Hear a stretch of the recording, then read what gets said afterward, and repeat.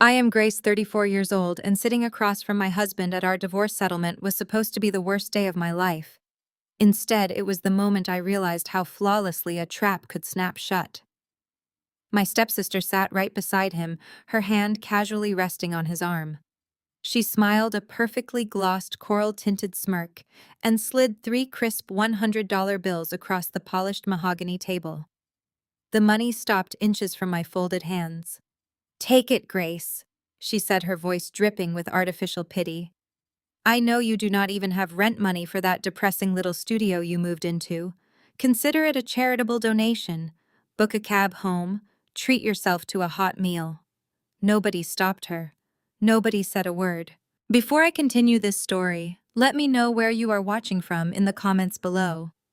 Hit like and subscribe if you have ever had to stand up to family who underestimated your worth, and watch until the end to see how one single file ruined their lives forever. My husband Spencer leaned back in his leather chair, crossing his arms over his custom-tailored suit. At 35, as a senior wealth manager for a prestigious Manhattan investment fund, arrogance was essentially in his job description. He looked at me, not with the remorse of a man who had destroyed a decade-long marriage, but with the mild irritation of someone scraping mud off his shoe. My lawyer Donovan sat beside me like a statue. He did not object. He did not yell. His silence was deafening, making the opposing counsel look almost bored by the sheer lack of resistance we were putting up. I stared at the $300. Then I looked at Sienna. At 31, my stepsister had always been the golden child of our blended family, a self-proclaimed lifestyle influencer whose primary talent was bleeding my father's bank accounts dry to fund her organic cosmetic brand. Now she was bleeding mine. I did not touch the money. I just smiled. It was the same quiet, calculating smile I had worn exactly 3 months ago, on the night I realized my entire life was a carefully constructed lie. 3 months earlier, the air in our Manhattan penthouse had been thick with the smell of expensive cologne and simmering tension. Spencer had been in Chicago on a client acquisition trip. I had stayed behind in New York, buried in paperwork. I am a forensic accountant for an independent auditing firm. My daily life consists of finding money that people try very hard to hide. I was not looking for Spencer's secrets. I was simply doing our joint taxes. The notification had popped up on our shared cloud drive just before midnight, a misrouted, automated email containing a tax schedule K-1 form. It was addressed to a limited liability company I had never heard of, named Oraglow Organics. The designated chief executive officer listed on the federal tax document was Sienna. The primary financier holding an 80% stake was Spencer. My hands had gone cold as I pulled the corresponding routing numbers. I logged into our high-yield savings account, the one supposedly locked in a fixed-term certificate of deposit for our future home in the Hamptons. The balance stared back at me in mocking green numbers. $14,000. Exactly $450,000 had been systematically bled dry over the course of 9 months, funneled through a labyrinth of shell companies and deposited directly into my stepsister's vanity business. Spencer had not just been sleeping with my stepsister. He had stolen nearly $500,000 of my hard-earned money to finance her delusions of grandeur. When Spencer walked through the door the next morning, dropping his leather weekender bag in the foyer, I had the printed tax form sitting on the kitchen island. "How was Chicago?" I asked, sipping my black coffee. Spencer loosened his tie, not even glancing my way. "Exhausting. The markets are volatile. Clients are panicking. The usual." "Is Sienna panicking?" I asked, sliding the paper across the marble counter. "Or is her organic lip gloss line yielding the returns you expected when you drained our savings to zero?" Spencer stopped. He stared at the paper, then at me. I expected panic. I expected him to grovel, to lie, or to beg for forgiveness. Instead, a cold, hard mask slipped over his features. The charming wealth manager vanished, replaced by the ruthless narcissist I had apparently been sleeping next to for years. "You went through my private files," he demanded, his voice dangerously low. I was doing our joint taxes. I replied, my voice steady, though my heart was hammering against my ribs. You forged my signature to break the savings account early. You committed wire fraud, Spencer. He let out a sharp, mocking laugh. He walked to the island, picked up the paper, and tore it in half. You are an accountant, Grace, a glorified human calculator. You do not understand fluid capital or venture equity. The money was sitting there doing nothing. Sienna had a brilliant business model, and I capitalized on it. You financed your mistress? I said the words tasting like ash in my mouth. My stepsister. I financed a winner, Spencer sneered, leaning over the counter, invading my space. Sienna is vibrant. She is ambitious. She is alive. You sit in a cubicle for 12 hours a day looking at spreadsheets. What did you expect me to do? Die of boredom. He did not stop there. He did not even give me the chance to pack a bag. Within 48 hours, Spencer had his aggressive legal team file for divorce. He changed the locks on the penthouse, froze our remaining shared credit cards, and filed an emergency injunction claiming I was emotionally unstable and attempting to sabotage his career. He wanted to leave me with absolutely nothing. He wanted to break me so thoroughly that I would not have the energy or resources to fight back. He almost succeeded. I had walked out of that penthouse with one suitcase and my laptop, forced to rent a cramped studio apartment in Queens. But Spencer made one fatal miscalculation. He forgot what I did for a living. He forgot that while he knew how to make money look pretty for investors, I knew how to strip it down to its bones and find the rot. When the initial shock of the eviction finally settled, I did what any desperate daughter would do.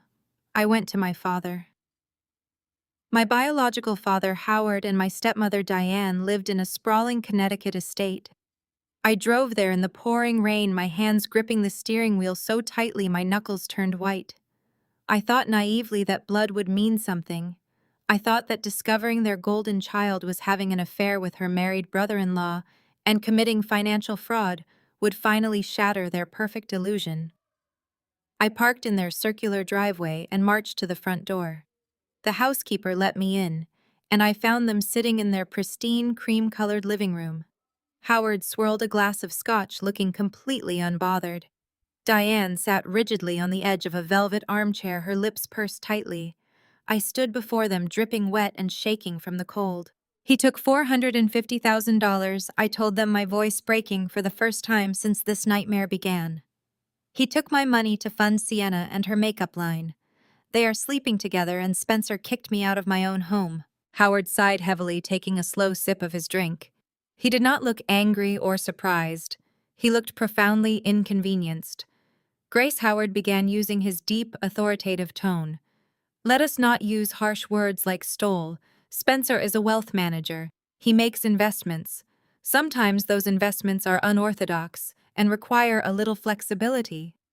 I stared at him, the air rushing out of my lungs. He forged my signature, Dad. I am talking about federal wire fraud. Sienna just borrowed it to get her brand off the ground. Diane interjected, her voice sharp and defensive. You know how hard she has been working on Oraglow. The official launch is next month. If you make a massive legal fuss now, you will ruin her reputation and destroy everything she has built. My husband is sleeping with her, I shouted, dropping the polite facade. Men stumble, Grace. Diane snapped back, her eyes narrowing with contempt. Spencer is a high-net-worth individual under a massive amount of stress. And frankly, you have been neglecting him. You are always working late at that auditing firm. You do not dress up. You do not attend his galas. Sienna just offered him a sympathetic ear and a little excitement. You need to look at your own failings as a wife before you try to destroy your sister and her new life. She is not my sister, I said, my voice dropping to a dead, icy whisper. You are the older sibling, Howard said, setting his glass down with a heavy thud. You need to be the bigger person here. Take the settlement Spencer is offering. Do not drag this family name through the mud in a public court battle. We will not support you if you try to ruin the launch of Sienna and her company. Family reputation comes first, and you need to accept reality. They were closing ranks. They were protecting the golden child and the wealthy son-in-law, entirely willing to sacrifice me on the altar of their social standing. Just as the suffocating weight of their betrayal threatened to crush me, the front door opened and voices echoed in the hallway. It was time for their usual Sunday dinner. My younger brother Leo walked in, followed by his wife Naomi. Naomi was a force of nature, a brilliant 32-year-old African-American corporate lawyer who worked for one of the most ruthless mergers and acquisitions firms on Wall Street. She possessed a razor-sharp intellect and an observational prowess that made most people sweat. Diane had always been intimidated by Naomi masking her discomfort with passive-aggressive comments about how demanding Naomi found her career. Naomi took one look at my pale face, my red eyes, and Howard sitting defensively with his scotch. Her sharp, dark eyes scanned the room, instantly cataloging the tension. "Are we interrupting?" Naomi asked, her voice smooth but carrying an undeniable weight. "Not at all," Diane said quickly, plastering on a fake, tight smile. "Grace was just leaving. She has a lot of packing to do for her new apartment." I stood up. My legs felt like lead. I walked past my father, who would not meet my eyes, and past Diane, who looked visibly relieved to see me go. But as I passed Naomi in the narrow entryway, she did not step back.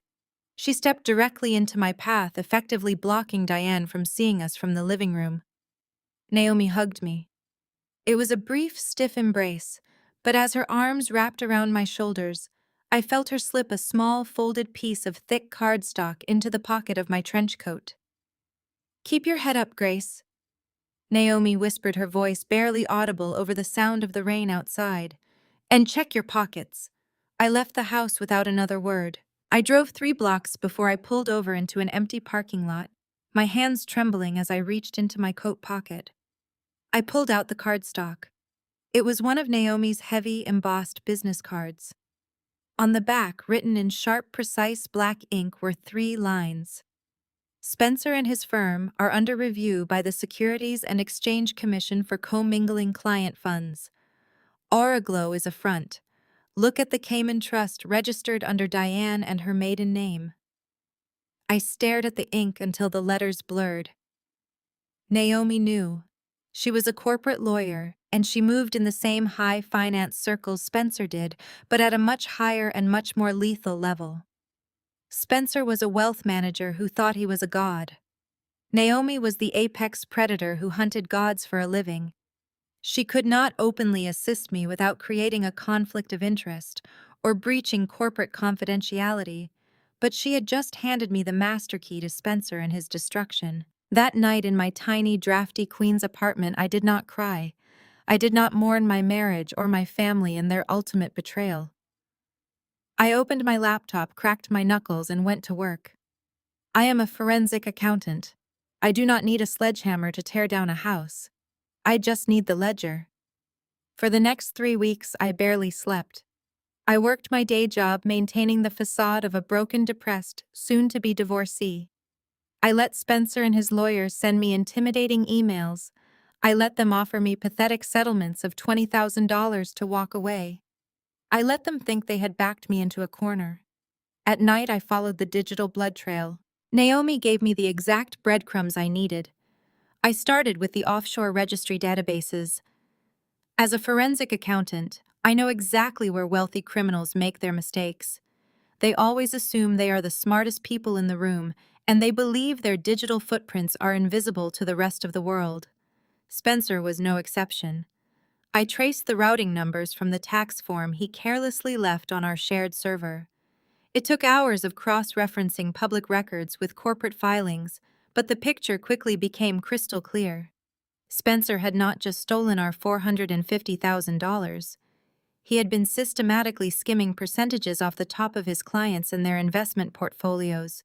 He manipulated quarterly statements to hide minor losses, buffering his own secret accounts by blaming market volatility. But he got greedy, and his fractional skimming triggered an internal alert. He knew the Securities and Exchange Commission was beginning to ask questions. He needed to wash the stolen money fast before the federal auditors arrived at his firm. He could not use his own accounts or anything tied to his prestigious investment firm.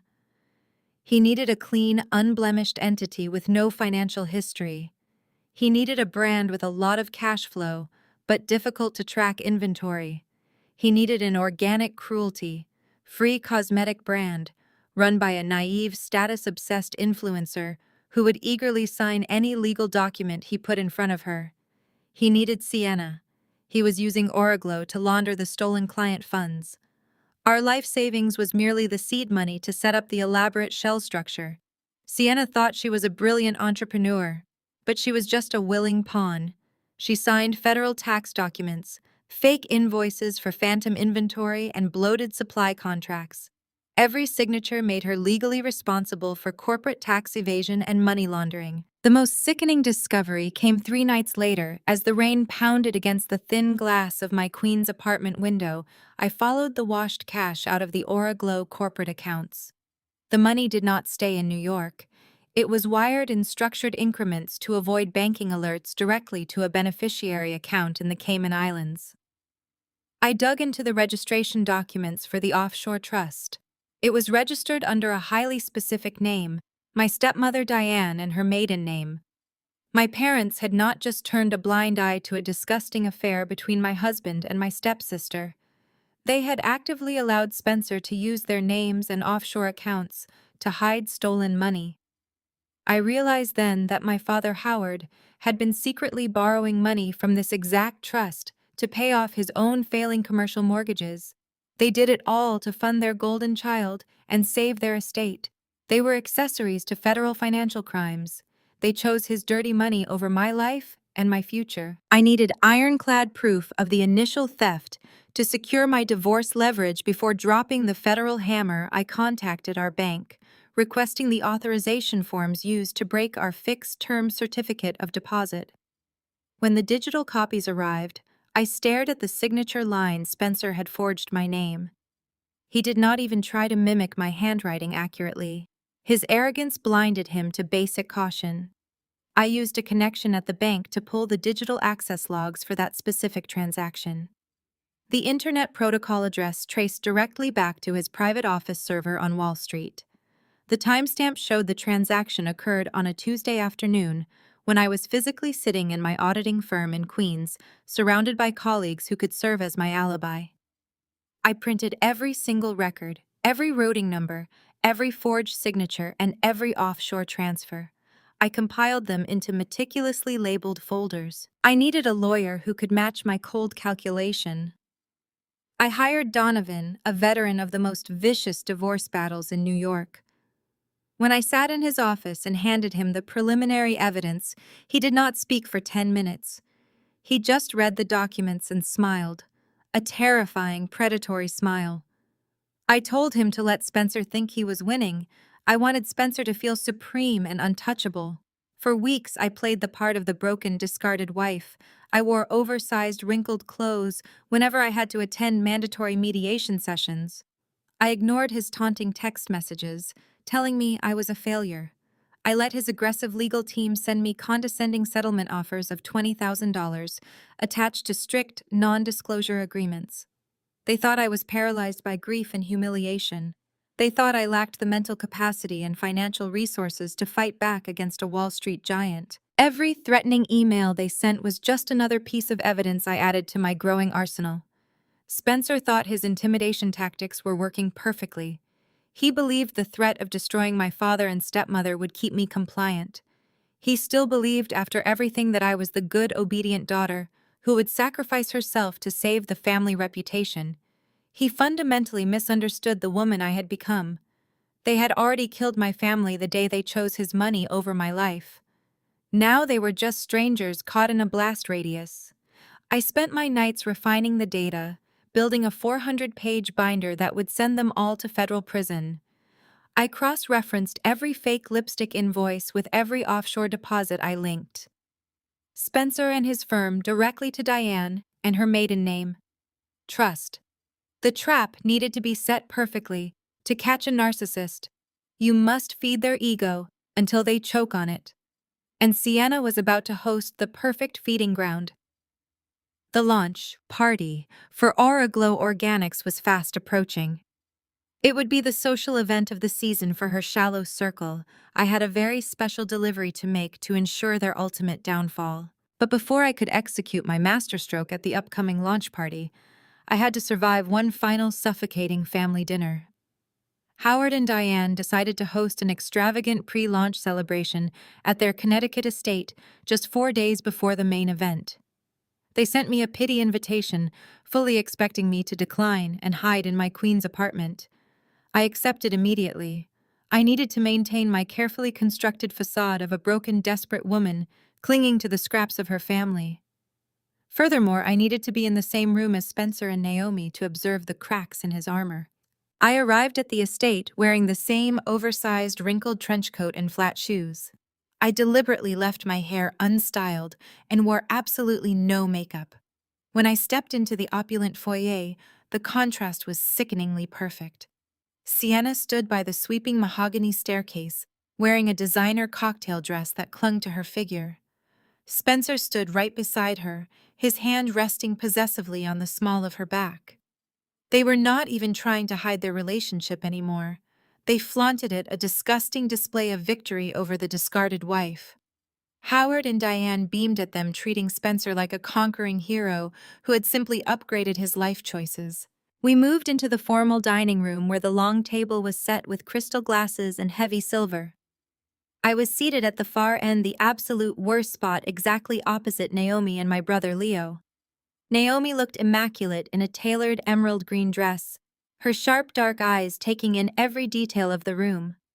As an African-American corporate lawyer navigating the treacherous waters of Wall Street mergers, she possessed an unparalleled ability to read a room. She did not greet me with excessive warmth. She knew we had to play our parts. We were the only two predators in a room full of arrogant prey. The dinner was a masterclass in psychological torture. Diane ordered the private chef to serve roasted duck and poured a vintage red wine that Spencer had gifted them. Every topic of conversation was a calculated strike against my self-worth. Diane proudly discussed how many influencers had confirmed their attendance for the Aura Glow launch. She praised Sienna for her incredible business acumen, completely ignoring the fact that Sienna could not even balance a basic checkbook without help.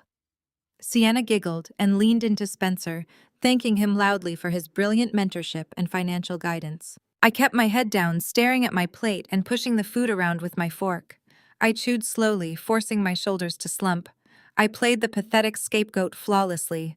"Look at you, Grace." Diane sighed loudly, her voice dripping with toxic pity. "You look completely exhausted. You really should take better care of yourself." This is exactly why Spencer felt so neglected. A man of his stature needs a partner who matches his energy, not someone who drags him down into depression. I bit the inside of my cheek until I tasted blood. "I am just tired from auditing," I whispered, keeping my eyes glued to the table. "The subway commute from Queens takes a lot out of me." Spencer let out a short, condescending laugh. He took a massive gulp of his wine, his fourth glass in under an hour. "Maybe if you understood fluid capital, you would not be stuck riding a train with the working class," he sneered. "You need to expand your horizons, Grace. Look at Sienna. She saw an opportunity in the market, and she seized it. That is what winners do." I glanced up briefly and locked eyes with Naomi. Her silent assessment of Spencer was devastating. She watched the slight tremor in his hand as he set his wine glass down. She noticed the beads of sweat forming along his hairline despite the perfectly air-conditioned room. Naomi knew exactly why he was drinking so heavily. The Securities and Exchange Commission does not just send polite emails when they investigate commingled client funds. They freeze assets. They interrogate junior partners. They turn a man's professional life into a paranoid nightmare. Spencer was terrified, and his aggressive boasting was nothing but a fragile shield. Naomi decided to test the structural integrity of that shield. She leaned forward, resting her elbows elegantly on the table. "Spencer," she began, her voice smooth and conversational. "I was reading a fascinating brief today about federal compliance in venture equity. With Aura Glow expanding so rapidly, how are you handling the offshore distribution channels?" I know the regulatory agencies have been absolutely ruthless this quarter regarding offshore beneficiaries. The dining room suddenly felt 10 degrees colder. Spencer froze halfway through reaching for the wine bottle. His jaw tightened, and the color drained from his face. Sienna, oblivious to the lethal corporate trap Naomi had just set, simply smiled. "Oh, Spencer handles all the boring bank stuff for me," Sienna chirped. "I just focus on the brand aesthetics and the organic ingredients." Naomi did not look at Sienna. Her dark, piercing gaze remained entirely fixed on Spencer. "It must be quite the juggling act," Naomi pressed her tone perfectly innocent, but her eyes screaming danger. "Managing $500 million for your wealth fund while personally navigating international tax law for a cosmetics startup. You must have a phenomenal legal team ensuring nothing gets flagged by the federal auditors." Spencer swallowed hard. A visible pulse throbbed in his neck. He forced a rigid smile and poured himself more wine, spilling a few drops on the pristine white tablecloth. "We operate within the highest standards of compliance, Naomi," he said, his voice slightly breathless. "My firm has nothing to worry about, and neither does Oraglow. The capital is completely secure." "I am so glad to hear that," Naomi smiled, taking a slow sip of her water. "The federal auditors lack a sense of humor when it comes to sudden liquidity movements." Howard, oblivious to the deadly crossfire happening at his own dinner table, clapped his hands together. "Enough business talk," he declared cheerfully. "Tonight we celebrate family and the incredible success of my youngest daughter. We are going to take the market by storm." I looked down at my plate again, hiding a genuine smile. Howard had no idea that his name and his wife's maiden name were tied to a toxic Cayman Islands trust. He had no idea that the money funding his lavish lifestyle was stolen from my accounts and Spencer's clients. The suffocating family dinner continued with endless toasts to Sienna and her fake empire, but I no longer felt trapped. I felt completely empowered. Naomi and I did not speak a single word to each other for the rest of the evening. We did not need to. Her silent interrogation had confirmed everything my forensic audit had uncovered. Spencer was cracking under the federal pressure. He was a desperate man balancing on a tightrope of financial fraud, and the wind was about to blow him straight into the abyss. When the dinner finally concluded, I politely thanked Howard and Diane for their hospitality. I endured one last mocking smirk from Sienna, and one last pitying glance from my father. I walked out into the cool night air, wrapping my oversized trench coat around myself. I got into my cheap rental car and drove back to my tiny apartment in Queens. The stage was perfectly set. The golden child and the arrogant wealth manager were walking blindly toward their own execution. I had a launch party to crash. But before I could crash that party, I had to process the weapon I had just been handed.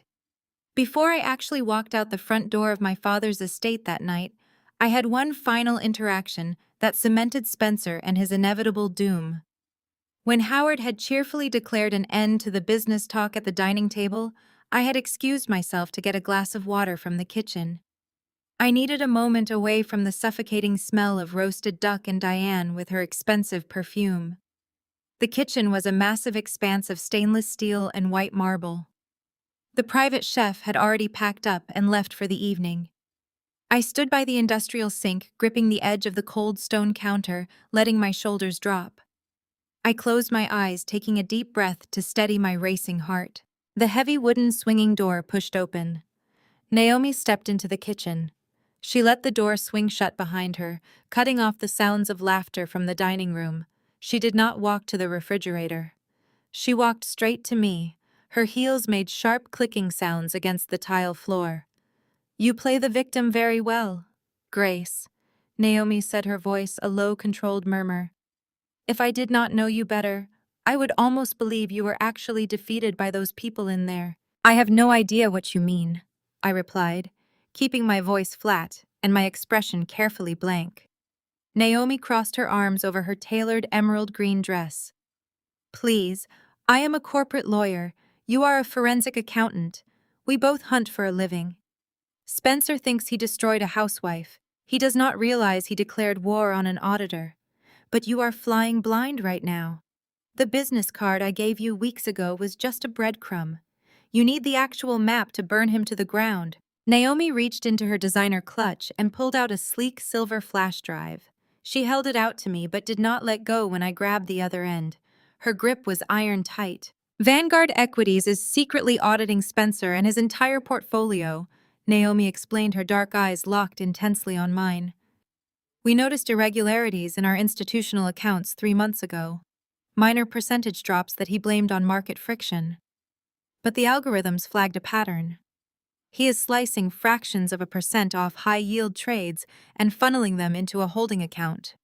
From there, the money vanishes offshore. I stared at her, absorbing the sheer magnitude of the corporate crime. And Oraglow is the washing machine, I whispered. Exactly, Naomi confirmed, finally releasing the flash drive into my palm. But the cosmetics brand is just the middleman. The ultimate destination is a Cayman Islands beneficiary trust. The trust is registered under Diane and her maiden name to avoid direct scrutiny from federal regulators scanning Spencer and his immediate family. He needed a clean name with a history of old money wealth to avoid triggering international banking alarms. I gripped the cold metal of the flash drive. My mind raced, piecing together the financial puzzle. Why are you giving this to me, Naomi? If your firm is auditing him, why not just hand him over to the federal authorities directly? Naomi let out a sharp, humorless laugh. Because Wall Street hates a public scandal. Vanguard Equities wants to handle this internally. They want to force Spencer to quietly resign, confiscate his domestic assets to cover the missing margins, and sweep the entire mess under the rug to protect our firm and its reputation. But I refuse to let him walk away with a slap on the wrist. I refuse to let him ruin your life and use my father-in-law and his estate as a criminal shield without facing federal prison. She stepped closer, her presence commanding and absolute. Inside that drive is the complete ledger of the Cayman Trust. It contains the international routing numbers, the timestamps, and the digital signatures of every wire transfer Spencer executed. It also contains the loan documents showing how Howard has been secretly borrowing from that very trust to save his failing commercial real estate portfolio. They are all tied together in a neat little criminal bow. The federal investigators will not need to dig for evidence. You are going to hand it to them on a silver platter. They chose to protect him over me, I said, the reality of my family and their betrayal settling into my bones like lead. My own father took stolen money to save his business while letting Spencer throw me onto the street. They chose greed, Naomi corrected sharply. And now they are going to pay the ultimate price for it. You have the ammunition, Grace. Now you need to wait for the perfect moment to pull the trigger. Do not strike until he has nothing left to hide behind. Let him stand on that stage at the launch party and declare his fake victory. Let him feel like a king before you take his crown. I slipped the flash drive into the deep pocket of my oversized trench coat. The weight of it felt like a loaded weapon. Thank you, Naomi, I said, my voice steady and cold. I will not waste this. I know you will not. Naomi smiled, a brief, lethal expression. Now go back out there and look pathetic. Do not give them a single reason to doubt their own arrogance. She turned and walked back through the swinging door, seamlessly transitioning back into the role of the polite visiting daughter-in-law. I waited exactly 2 minutes before following her out, saying my final goodbyes, and executing my exit. When I locked the door of my Queen's studio later that night, I immediately booted up my encrypted laptop. I inserted the silver flash drive. A massive spreadsheet populated the screen. Naomi was not exaggerating. It was a masterpiece of corporate espionage. Row after row of fraudulent transfers stared back at me. Spencer had moved nearly $4 million of Vanguard Equities client funds through Oraglow. The cosmetics company ordered inventory that did not exist, paid marketing invoices to shell vendors, and funneled the clean money directly to the Cayman Trust. I opened the subfolder labeled with Diane and her maiden name. There it was, the smoking gun. Sienna and her digital signature acting as the chief executive officer authorizing the offshore deposits. And beneath that, the loan disbursement document signed by my father, Howard, legally tethering his commercial properties to the laundered money. I spent the entire night cross-referencing the corporate ledger with my own forensic findings from our joint accounts. I merged the data mapping out the entire criminal enterprise with undeniable mathematical precision.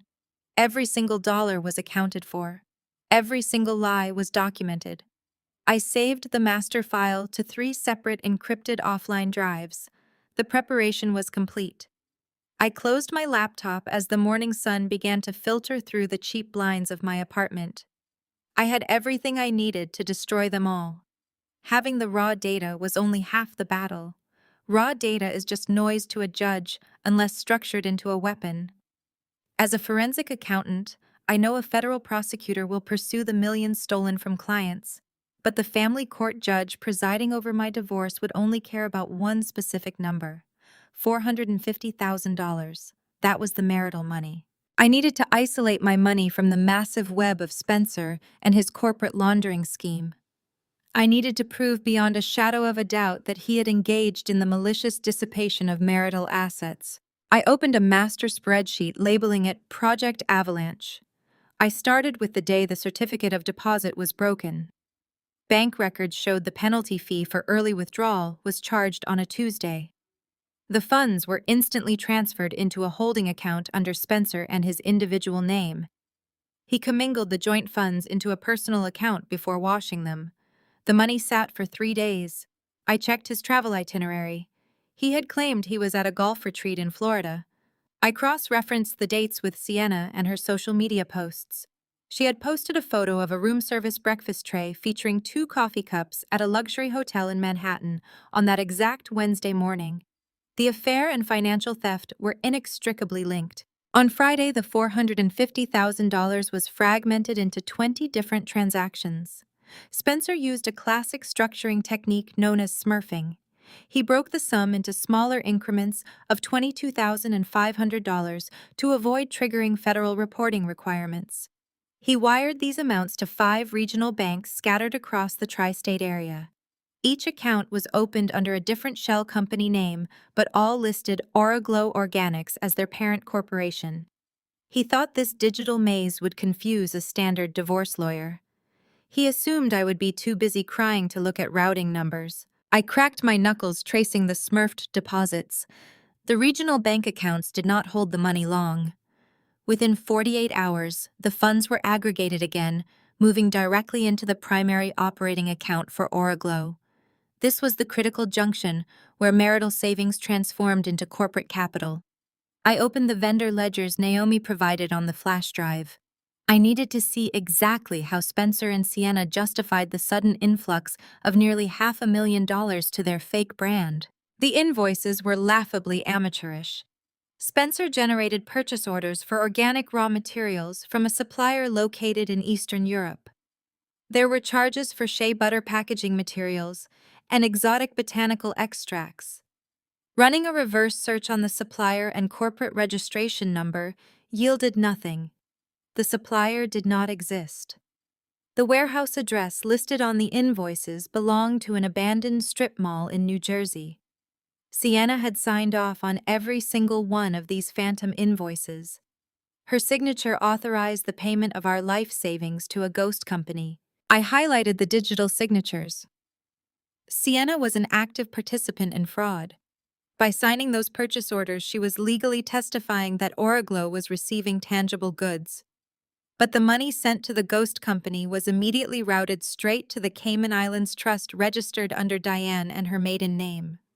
Spencer used our marital savings to stress test the laundering pipeline before pushing stolen client funds through the exact same route. My $450,000 was the guinea pig for his federal crime. I sat back in my chair, the blue light of the monitor reflecting in my tired eyes. The audacity was breathtaking. Spencer took the money we saved for our future and used it to pay the offshore setup fees, the retainer for shady international lawyers, and the initial deposits required to open the Cayman Trust. He used my money to build the vault where he planned to hide his stolen millions with his mistress. I began building visual flowcharts. I created a stark red line tracking the money from our joint bank account directly to the broken certificate of deposit. The line splintered into the 20 smurfed transactions mapped clearly with dates and routing numbers. The lines converged again at the Origlow operating account. Then I placed a massive picture of Sienna and her signature on the fake vendor invoices, serving as the bridge to the final destination. The Cayman Islands Trust. It was 4 in the morning. My coffee was completely cold and my back ached from hunching over the keyboard, but the adrenaline surging through my veins made me feel invincible. I had successfully isolated the marital assets. I had absolute undeniable proof of dissipation. Under state divorce laws, when a spouse uses marital funds for an affair or illegal activities, they are required to reimburse the innocent spouse 100% of the dissipated amount. Not half, all of it. I did not just want the money back. I wanted punitive damages. I wanted the judge to look at Spencer and see a monster. To do that, I needed to completely dismantle the emergency injunction he had filed against me. He claimed to the court that I was emotionally unstable and prone to sabotage, painting himself as the victim of a hysterical wife. I needed to prove his entire divorce filing was a preemptive strike designed to cover up a felony. I opened a new tab on my browser, pulling up the original divorce petition. Spencer and his aggressive legal team had served me.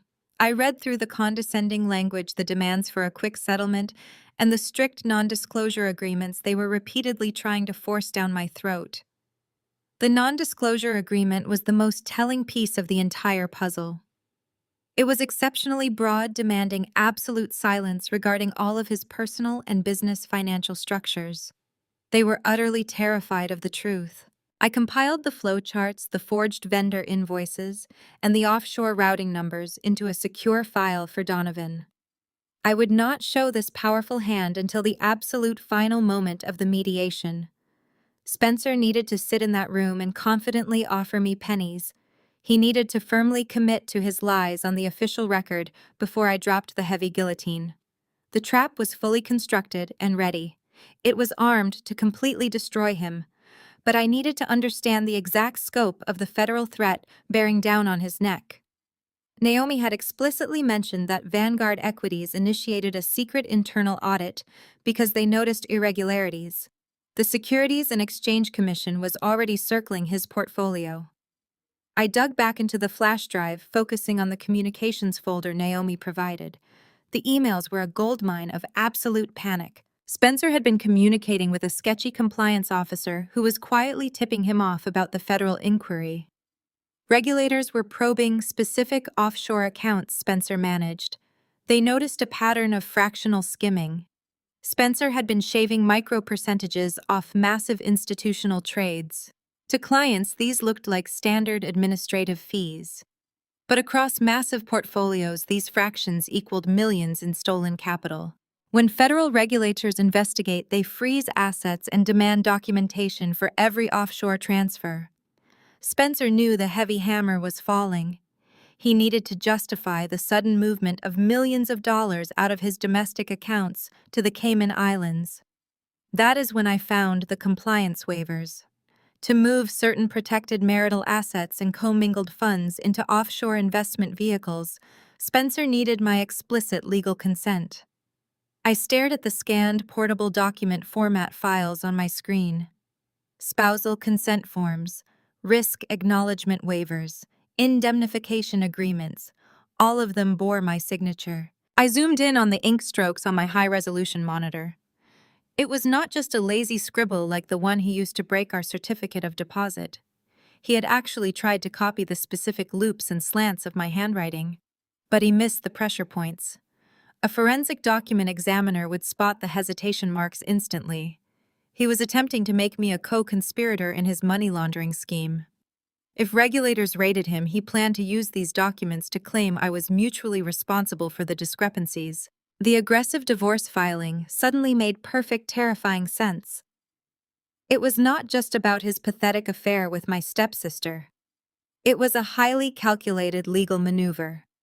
By filing for a contested divorce and pushing an aggressive non-disclosure agreement, he was building a firewall. He wanted to officially separate our liabilities. He intended to walk away clean, leaving me legally tethered to the forged consent forms. If the federal agents came knocking, he could play the victim of a bitter ex-wife who had secretly mismanaged their funds out of spite. It was a masterclass in sociopathic self-preservation. But Spencer was not the only one committing felonies. I turned my attention back to the Aura Glow Organics ledgers. Sienna was equally guilty. I cross-referenced the dates of the forged spousal consent forms with the cosmetic brand invoices. On the exact same day, Spencer forged my name to move funds offshore. Sienna signed a series of massive consulting fee agreements. These documents officially contracted Spencer as an independent financial advisor for her makeup company. The retainer fee was exorbitant. She was legally authorizing the transfer of stolen client funds into her company under the guise of legitimate business expenses. Sienna was not just a naive influencer playing dress-up. She was an active participant in federal wire fraud. She signed her name right next to his, sealing their criminal partnership. She thought she was building a glamorous cosmetics empire. In reality, she was building her own prison cell. She was too obsessed with the lavish lifestyle and the sudden influx of cash to hire her own lawyer or read the fine print. Spencer handed her a pen, and she gladly signed away her freedom for a taste of high society. The pure audacity of their plan fueled my determination. I spent the next 2 hours compiling the forged spousal consent forms and matching them with the authentic signatures from my actual tax returns and employment contracts. I created a side-by-side visual analysis proving the glaring discrepancies. I documented the specific internet protocol addresses used to upload the forged documents to the banking portals. Once again, the digital footprints led straight back to his private office network. Every single screenshot I took was another nail in his coffin. I exported the metadata from the files to verify the exact time of creation. The timestamps proved he created the fake invoices during his supposed golf retreat. I meticulously organized the entire web of lies into a presentation format that even a jury with no financial background could instantly comprehend. It was purely methodical and completely devastating to his entire defense strategy. I felt a profound sense of clarity wash over me. For years I had played the role of the supportive, quiet wife. I had tolerated the condescending remarks from Howard and Diane. I had ignored the subtle disrespect from Sienna. I had allowed Spencer to belittle my career because I valued peace over conflict. But there was no peace left to keep. They had weaponized my loyalty and tried to turn me into a federal scapegoat. I took a deep breath, letting reality settle into my bones. The fear that paralyzed me when I discovered the empty accounts was completely gone. In its place was a cold, calculating resolve. I was no longer the discarded spouse begging for scraps of affection from a family that despised me. I was the architect of their ultimate ruin. Every single piece of evidence was locked in. I packaged the dossier on the Securities and Exchange Commission investigation and the forged spousal consent forms into a secure folder. I sent it to Donovan with a simple message stating we have federal wire fraud and forged compliance documents. Prepare to draft a letter to the authorities, but hold it until my signal. I closed the laptop and watched the morning light fill my apartment. The massive storm was coming for them, and I was bringing the lightning now. I had to stay strong today. Mediation was scheduled for 10. I needed Spencer to believe he had completely destroyed my spirit. I stood in front of the cracked mirror and curated my appearance. I chose a gray sweater that swallowed my frame. I skipped makeup, letting the dark circles under my eyes take center stage. I rubbed my eyes until they turned bloodshot. I brushed my hair flat. It was flawless. When I arrived at the conference room, Spencer was already there. He sat at the mahogany table, casually checking his email. His lawyer, a slick man named Caldwell, sat beside him arranging legal documents. My lawyer, Donovan, sat quietly on my side of the table. We had rehearsed this. Spencer glanced up as I took my seat. A flash of disgust crossed his features, followed quickly by a smug smirk. He saw exactly what I wanted him to see: a broken victim. "Let us get straight to the point," Caldwell began. "My client is offering a generous settlement to expedite this unfortunate process. We are prepared to offer $20,000. In exchange, your client will sign a non-disclosure agreement waiving her right to any future claims against my client." We also require a waiver of alimony. I kept my head bowed down. The trembling was an intentional manifestation of fear. $20,000, I whispered, my voice cracking perfectly. That barely covers a few months of living expenses. We built a life together for 10 years, Spencer. How can you erase me? Spencer sighed, resting his elbows on the table. He looked at me with absolute contempt. We built nothing, Grace.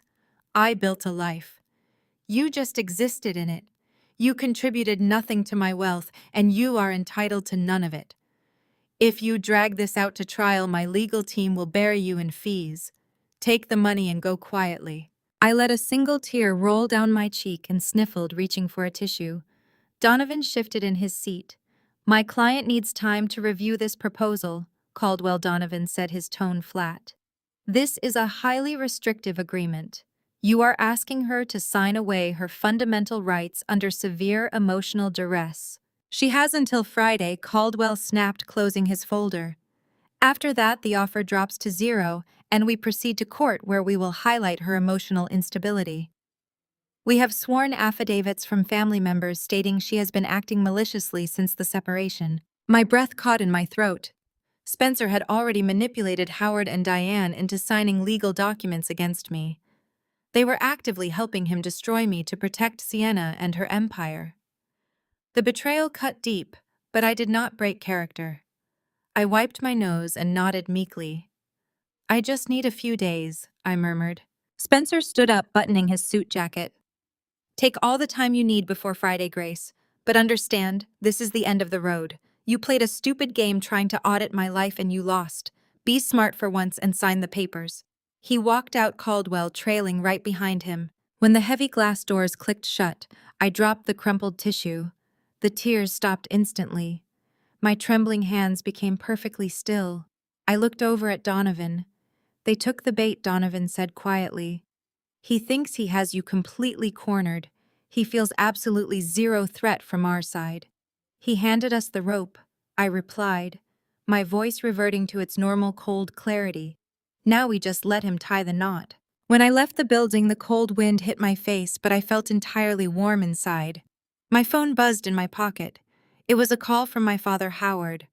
I let it ring 3 times before answering, ensuring my voice sounded sufficiently raspy and weak. "Hello, Dad," I answered softly. Grace, Howard said, his tone carrying that familiar heavy disappointment. "I spoke with Spencer this morning. He told me he offered you a very fair settlement today.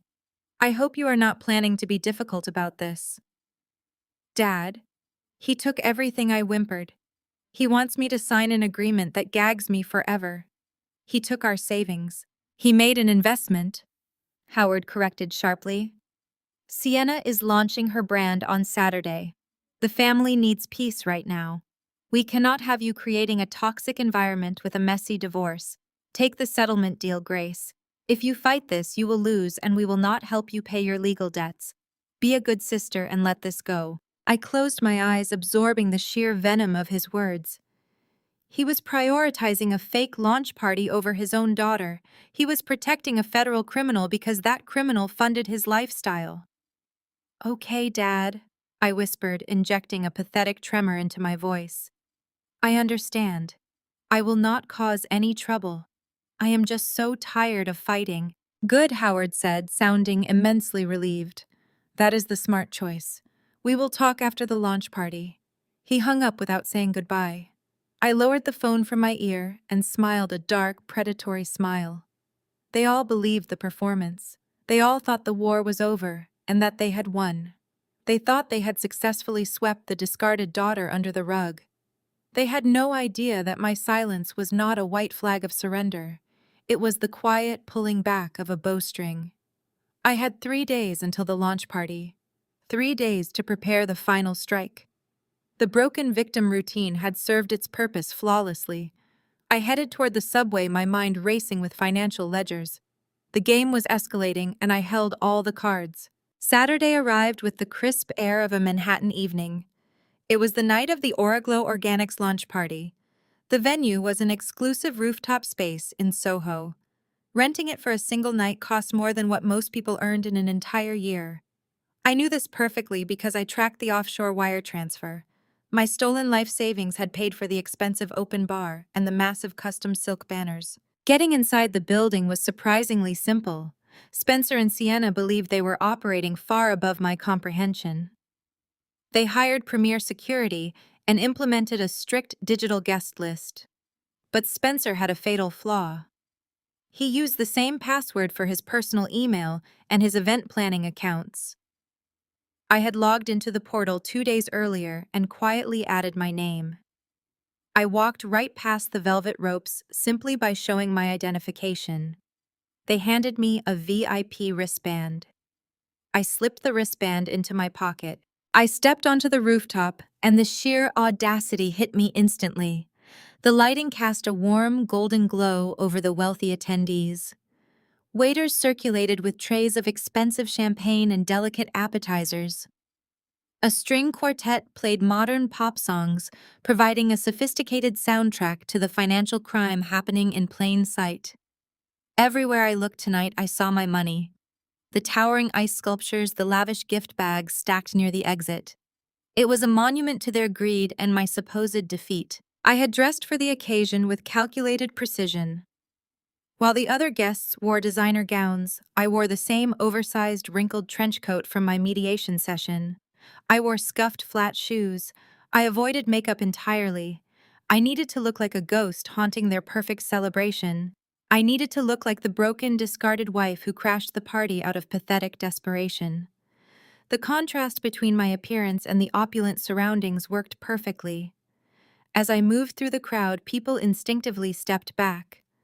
I kept my head down, letting the whispers start. I found a shadowy spot near a decorative pillar that offered a clear view. From there, I watched the family dynamic unfold. Howard and Diane stood near a private cabana roped off for very important people. They looked like royalty. Howard held a glass of scotch, laughing loudly at a joke. Diane was practically glowing. She wore a diamond necklace, working the crowd with practiced elegance.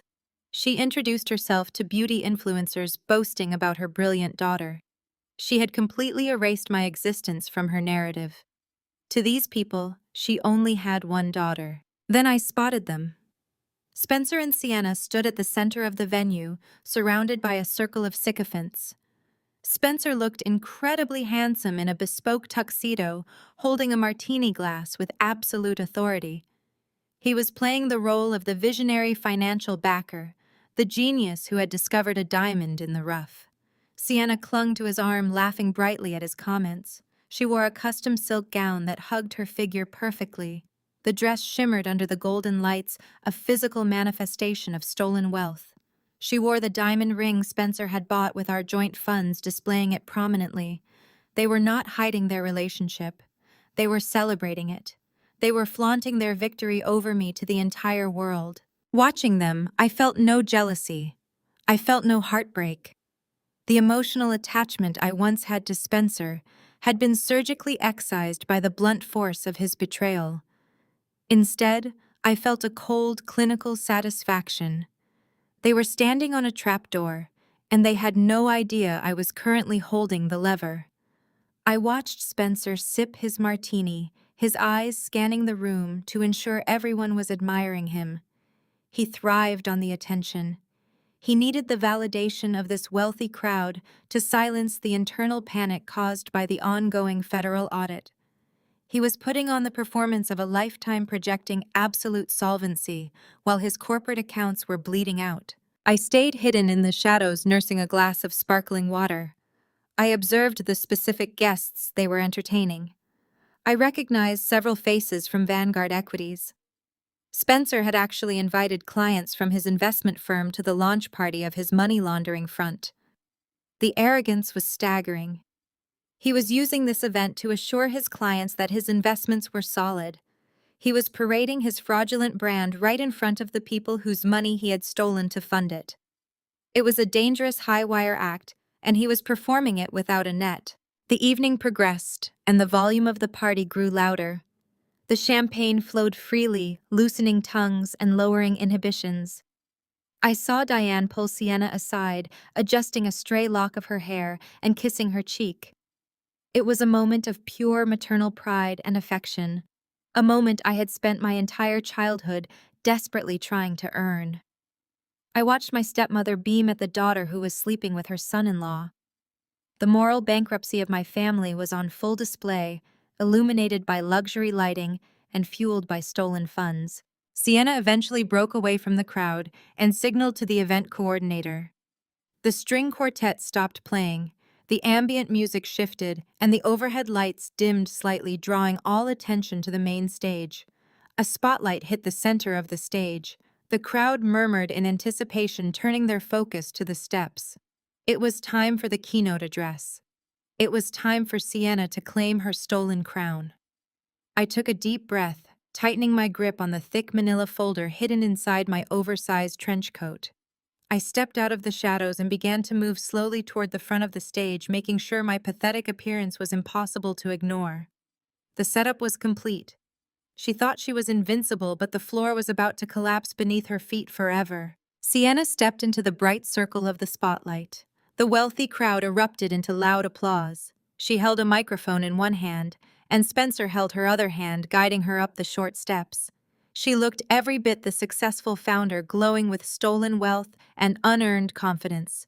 She waited for the applause to die down before bringing the microphone to her lips. "Thank you all so much for coming tonight."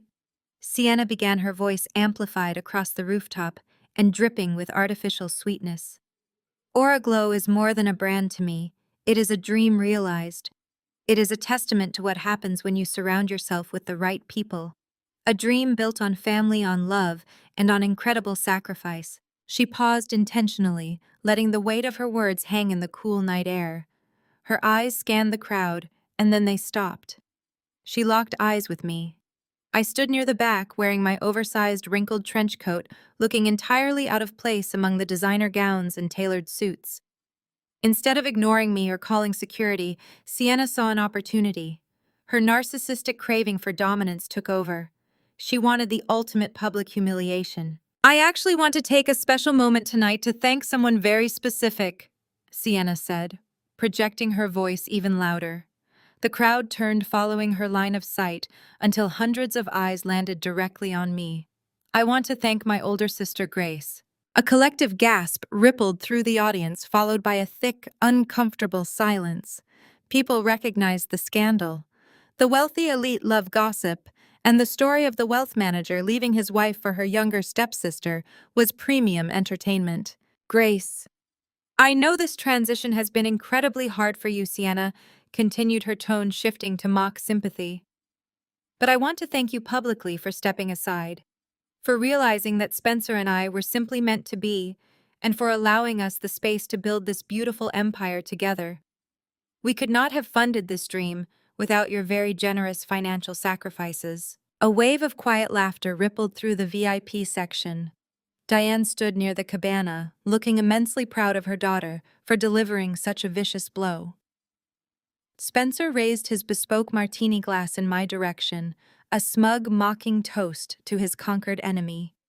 They were humiliating me, confirming the affair and the financial ruin, while wrapping it up as a beautiful story of destiny right to my face in front of his most important clients. I did exactly what they expected a broken woman to do. I kept my head bowed low, allowing my shoulders to sag. I shrank away from the spotlight, pulling my coat tighter around my body. I turned on my heel and walked briskly toward the exit doors. The crowd parted for me, parting like I had a contagious disease.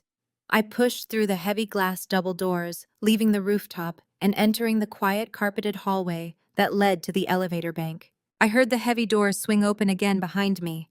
Spencer could not resist the urge to twist the knife in private. His ego demanded total submission.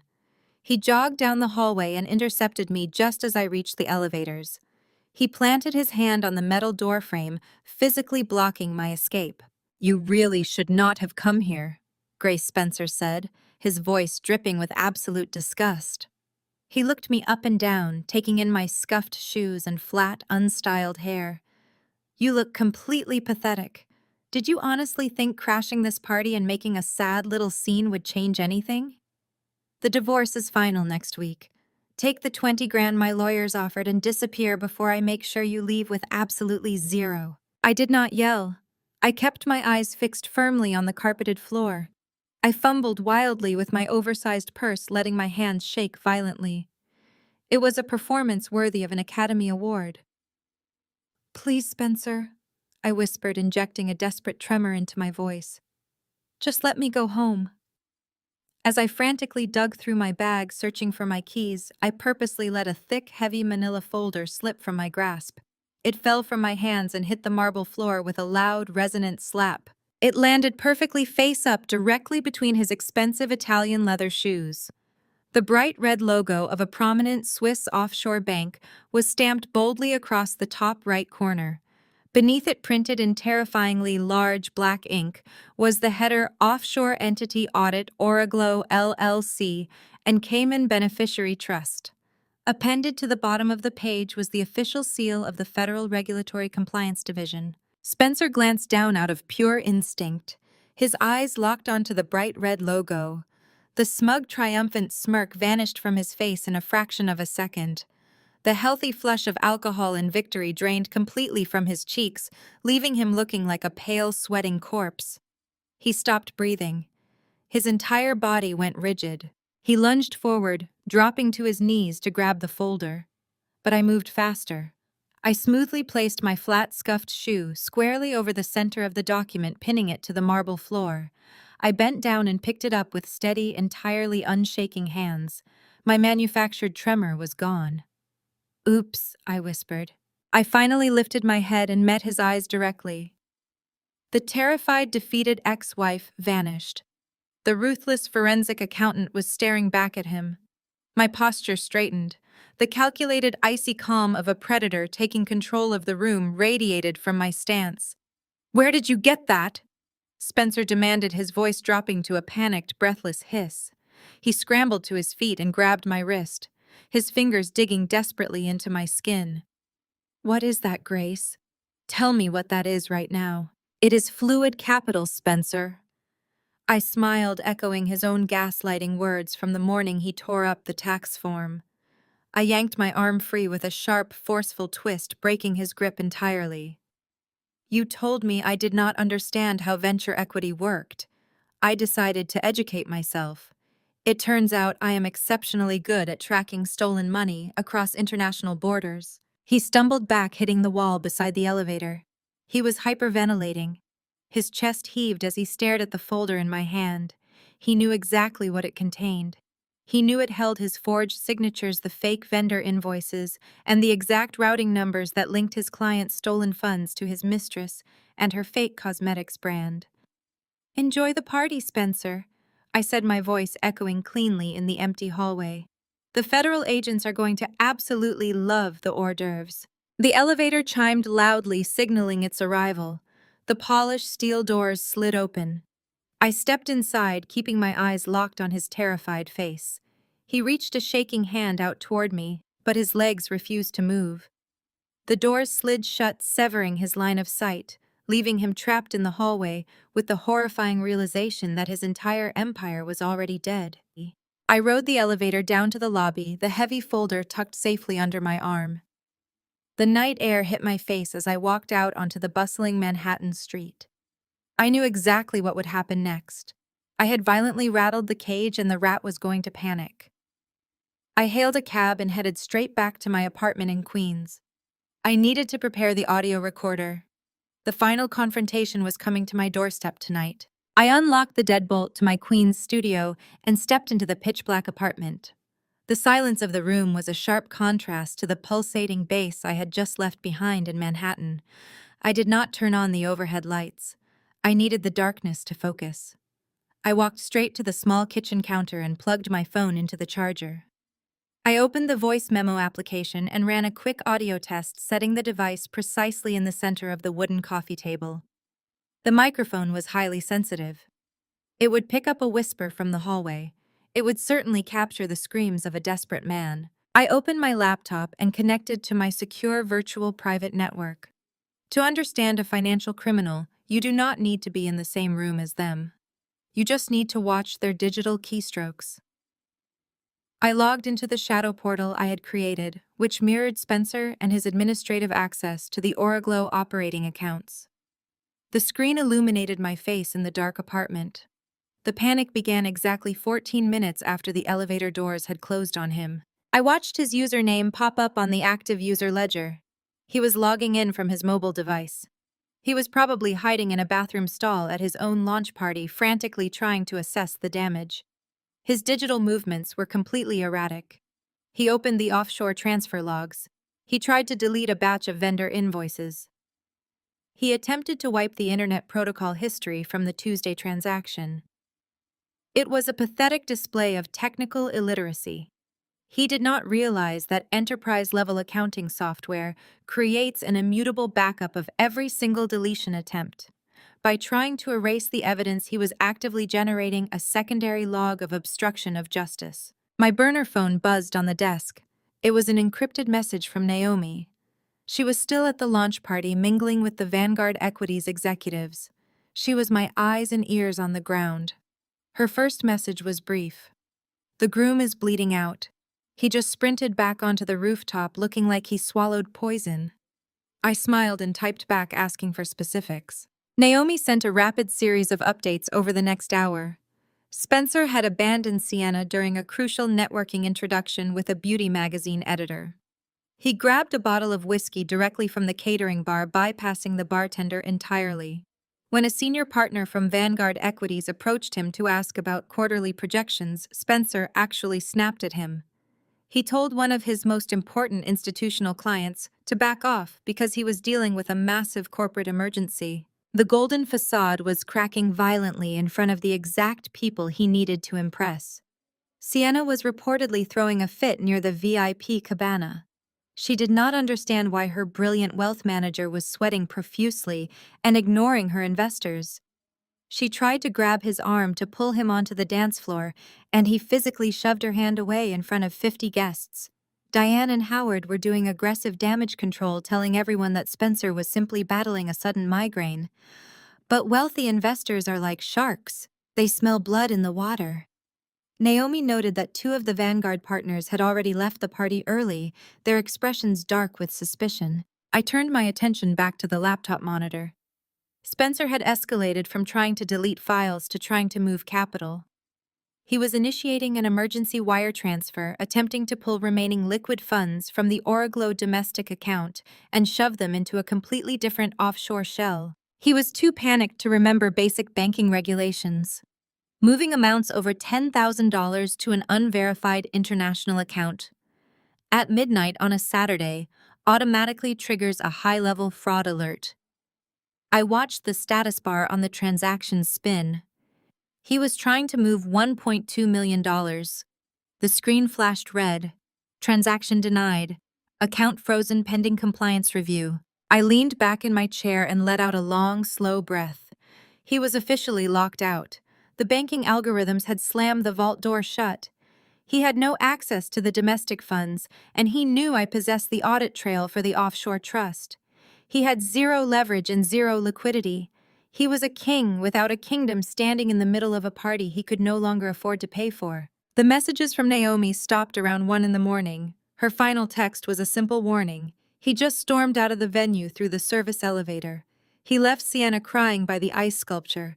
"He is coming for you, Grace." I closed the laptop and pushed it under the sofa.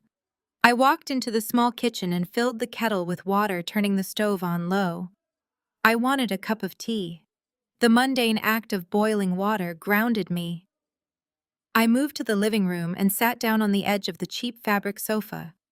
The only light in the apartment came from the street lamp outside, casting long, distorted shadows across the peeling wallpaper. I checked the battery on my phone. 100%. The red recording icon pulsed steadily on the screen.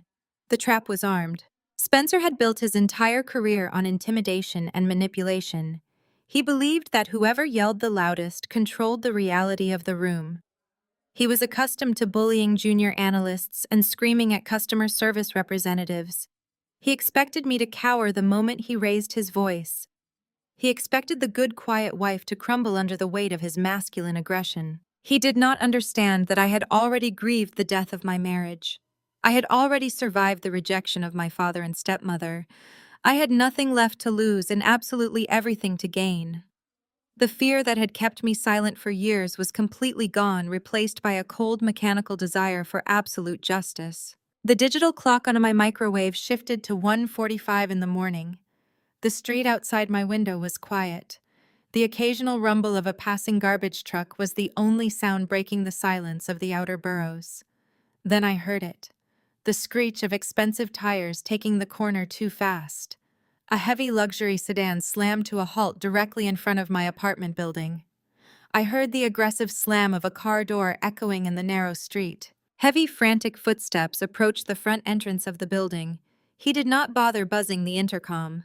He forced his way through the broken security door downstairs.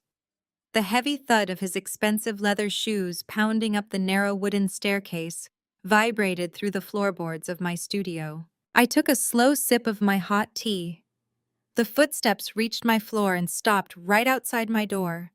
The final act was about to begin. A heavy fist slammed against the cheap wood of my apartment door. The entire frame rattled under the sudden violent impact. The blows were rhythmic and incredibly forceful. He did not bother calling my name or demanding that I open up. He simply kicked the door just below the deadbolt. The wood groaned under the sheer force of his panic. He kicked it again, and the cheap metal lock splintered completely away from the door frame. The door flew open and slammed violently against the interior drywall. Spencer stormed into the pitch-black apartment. He was breathing heavily, his chest heaving under his ruined bespoke tuxedo.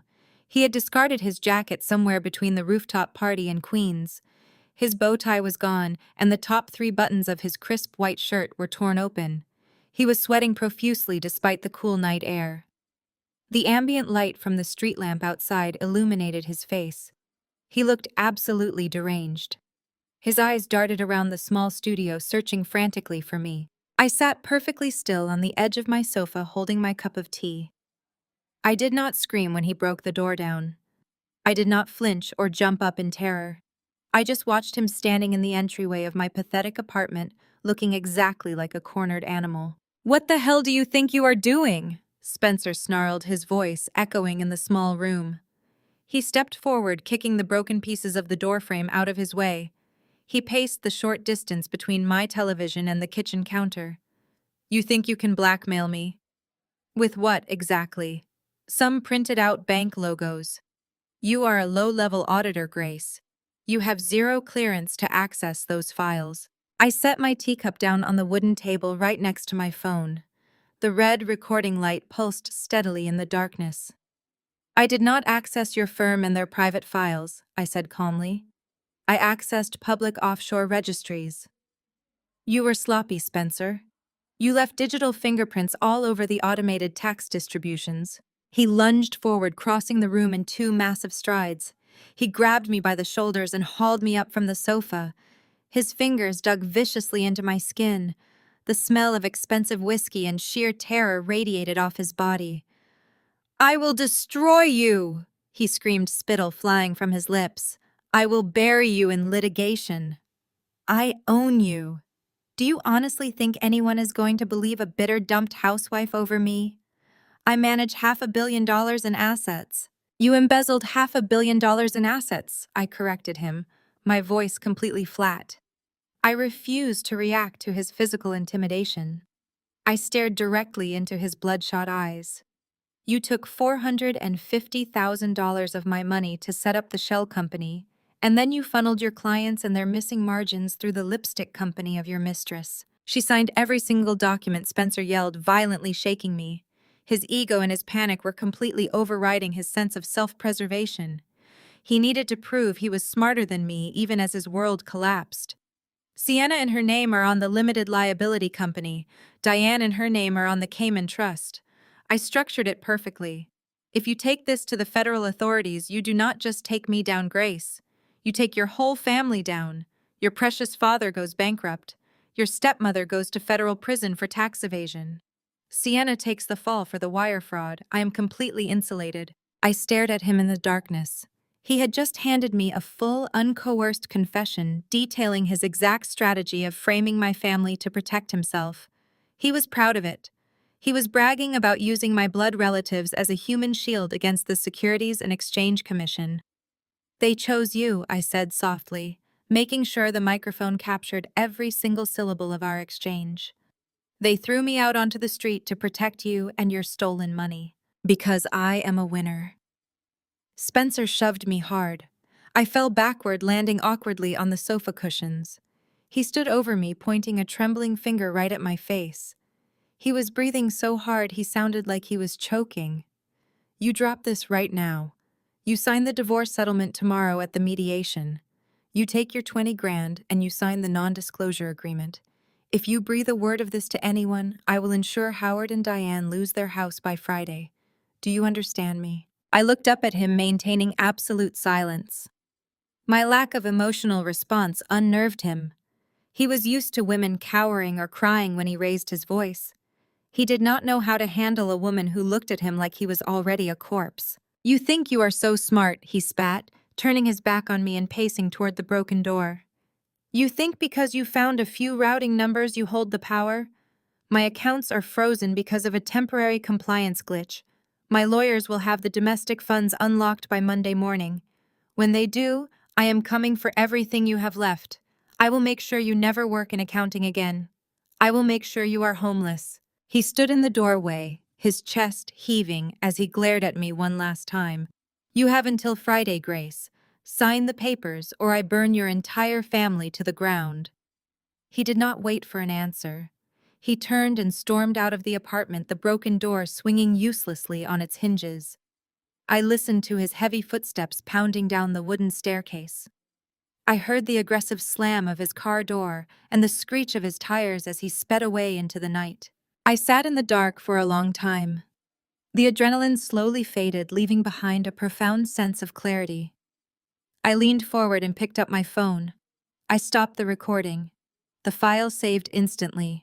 I immediately uploaded the audio file to 3 separate encrypted cloud servers. Spencer thought he had played his ultimate trump card.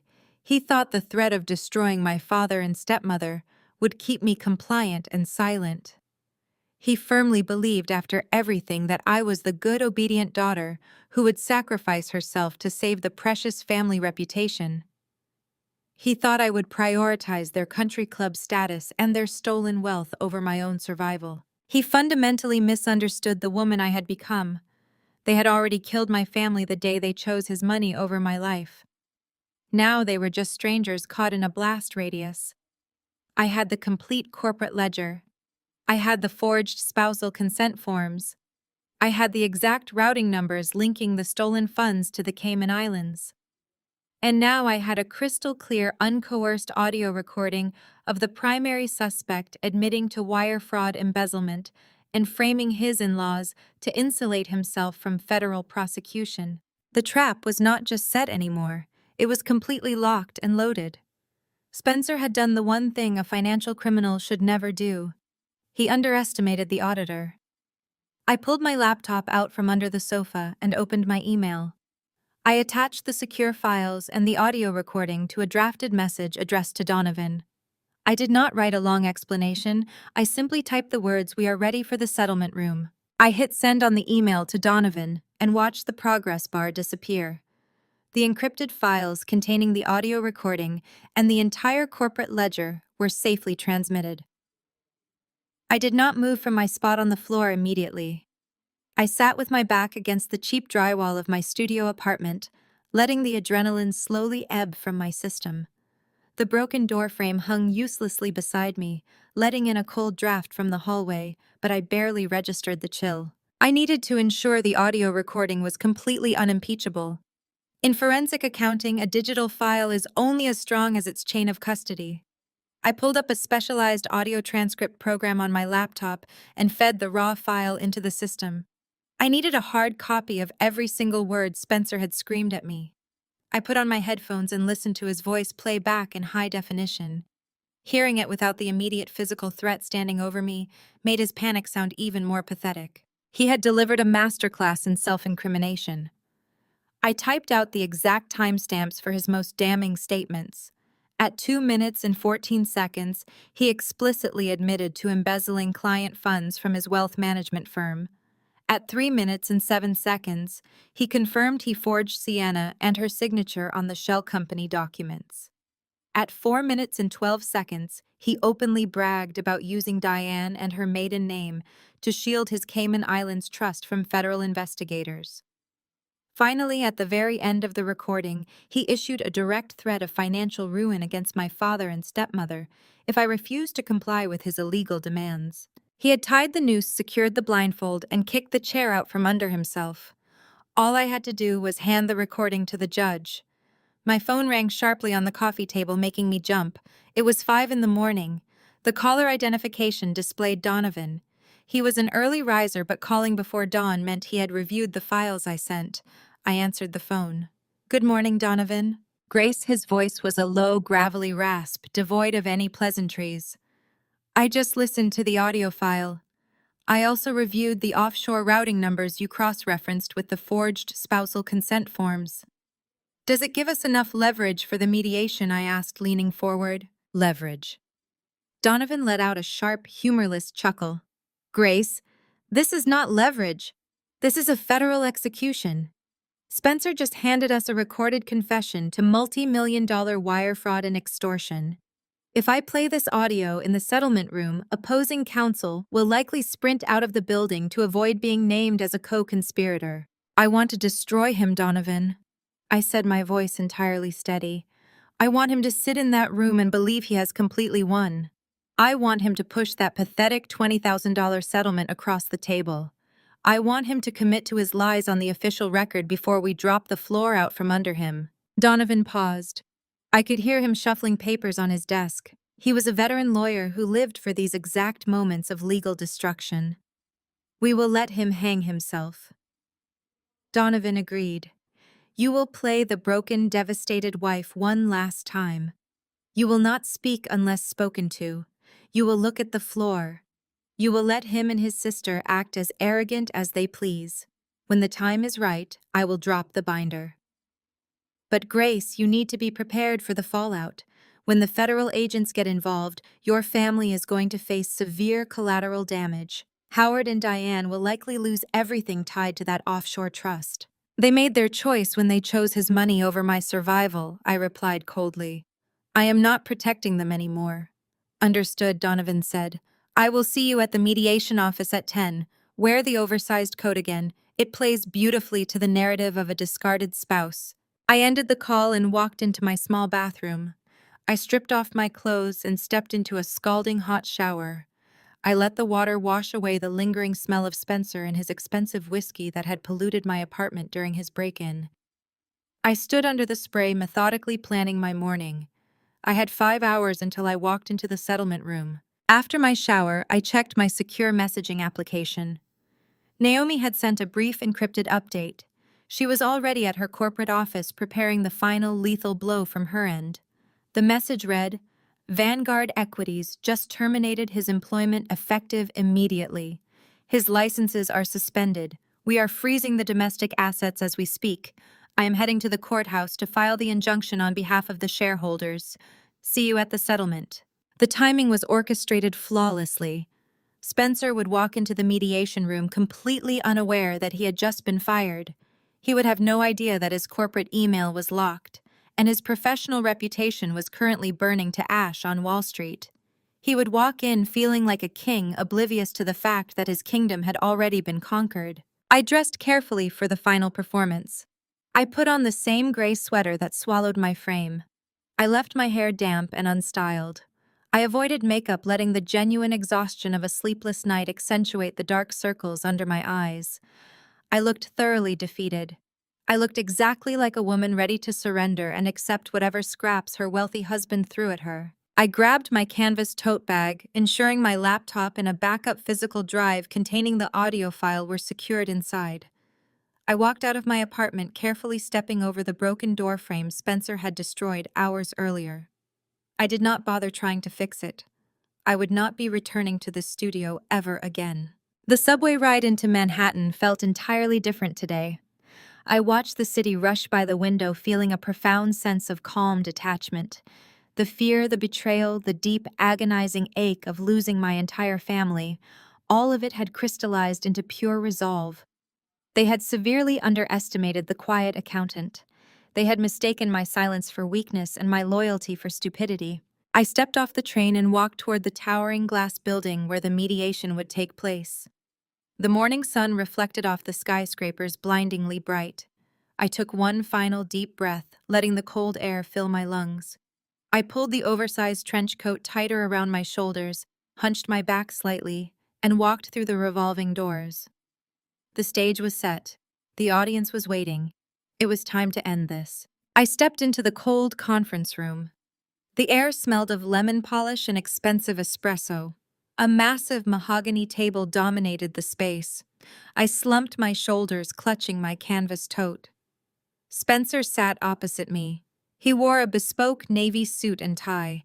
No trace remained of the deranged maniac who had kicked down my door hours earlier. He looked entirely victorious. He scrolled through his phone, treating my presence like a minor administrative delay. His aggressive attorney Caldwell sat to his right. Caldwell wore a bored expression. Neat stacks of legal documents sat before him. To Spencer's left sat Sienna, radiating absolute entitlement. My stepsister wore a tailored cream dress. She leaned close occasionally, whispering and giggling. She wanted to make sure I understood she had completely replaced me. My lawyer Donovan sat quietly beside me. He offered no reassuring smiles. He maintained the grim demeanor of a lawyer watching his client get slaughtered. I sat setting my tote bag down. Caldwell cleared his throat, signaling the start. He did not look at me. He addressed Donovan directly. "We are here to finalize this dissolution," Caldwell droned. "My client is exceedingly generous to expedite this. We want to avoid a costly trial your client cannot afford.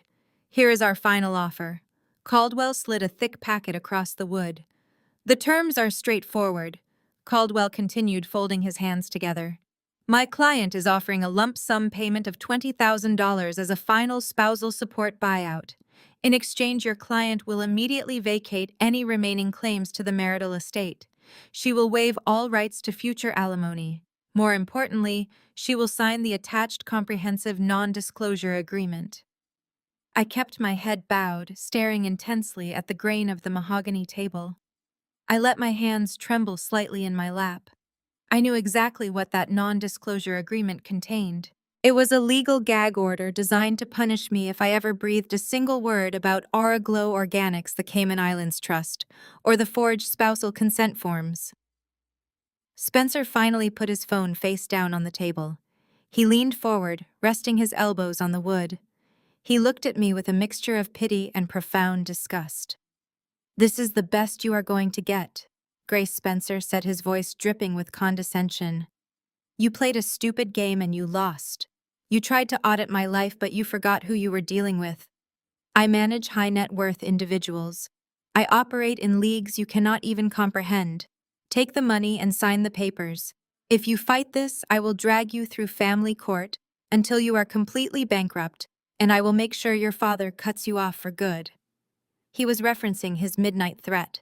He fully believed his violent break-in had broken my spirit. He thought his promise to ruin my father Howard and my stepmother Diane had terrified me into absolute submission. Sienna sighed loudly, a theatrical display of exhaustion. She reached into her designer handbag. She pulled out a sleek leather wallet and extracted 3 crisp $100 bills. She smiled her perfectly glossed coral-tinted smirk. She slid the $300 across the polished mahogany table. The money stopped inches from my folded hands. "Take it, Grace." Sienna said, her voice coated in artificial sweetness. "I know you do not even have rent money for that depressing little studio you moved into. Consider it a charitable donation from us. Book a cab home. Treat yourself to a hot meal." Nobody stopped her. Nobody said a word. The sheer disrespect of the gesture hung heavily in the sterile air of the conference room. Caldwell looked mildly amused by the display. Spencer smirked proudly, clearly enjoying watching his mistress humiliate his wife. They were reveling in their absolute dominance. I stared at the $300. The green ink of the bills seemed to mock me under the bright fluorescent lights. I thought about the sheer volume of stolen client funds currently sitting in their offshore accounts. I thought about my own stolen life savings and the sheer arrogance required to offer me a $300 handout from my own stolen money. I let a long, shaky breath escape my lips. I forced my shoulders to drop even further, projecting total and utter defeat. I reached out with a trembling hand and lightly touched the edge of the currency. Sienna let out a soft, victorious laugh. "Sign the non-disclosure agreement," Grace Spencer commanded, tapping his expensive gold pen against the settlement packet. "Sign it right now and we can finally all move on. You can go back to your cubicle and I can get back to running my empire." The clock is ticking. I slowly pulled my hand away from the money. I lifted my head and looked directly at Donovan. Donovan did not say a word to me. He did not nod. He simply reached down to the floor beside his chair and picked up his heavy leather briefcase. He placed it squarely on the table. The metallic snap of the briefcase latch's opening sounded like a gunshot in the quiet room. "We reject the $20,000, Donovan said, his voice low and gravelly, breaking his long, calculated silence. "We reject the non-disclosure agreement. And we absolutely reject the premise that your client holds any leverage in this room." Caldwell frowned, sitting up straighter.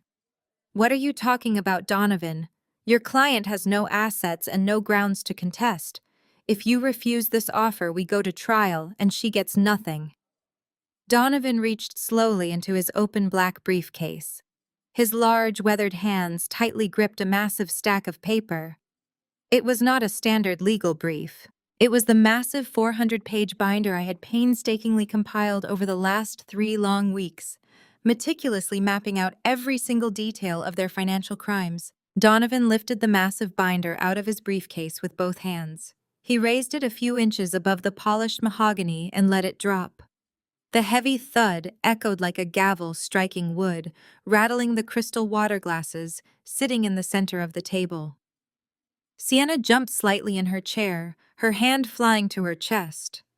Spencer blinked, his confident smirk faltering for just a fraction of a second before he forced it back into place. Caldwell leaned forward, adjusting his glasses to read the blank cover of the binder. "We are not here to negotiate a $20,000 buyout," Donovan stated, his voice carrying the calm authority of a man holding a royal flush.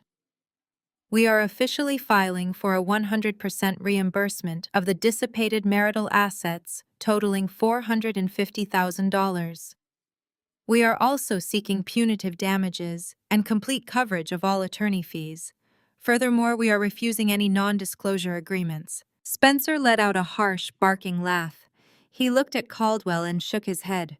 "This is pathetic. You are wasting my time. I already explained the situation to the court.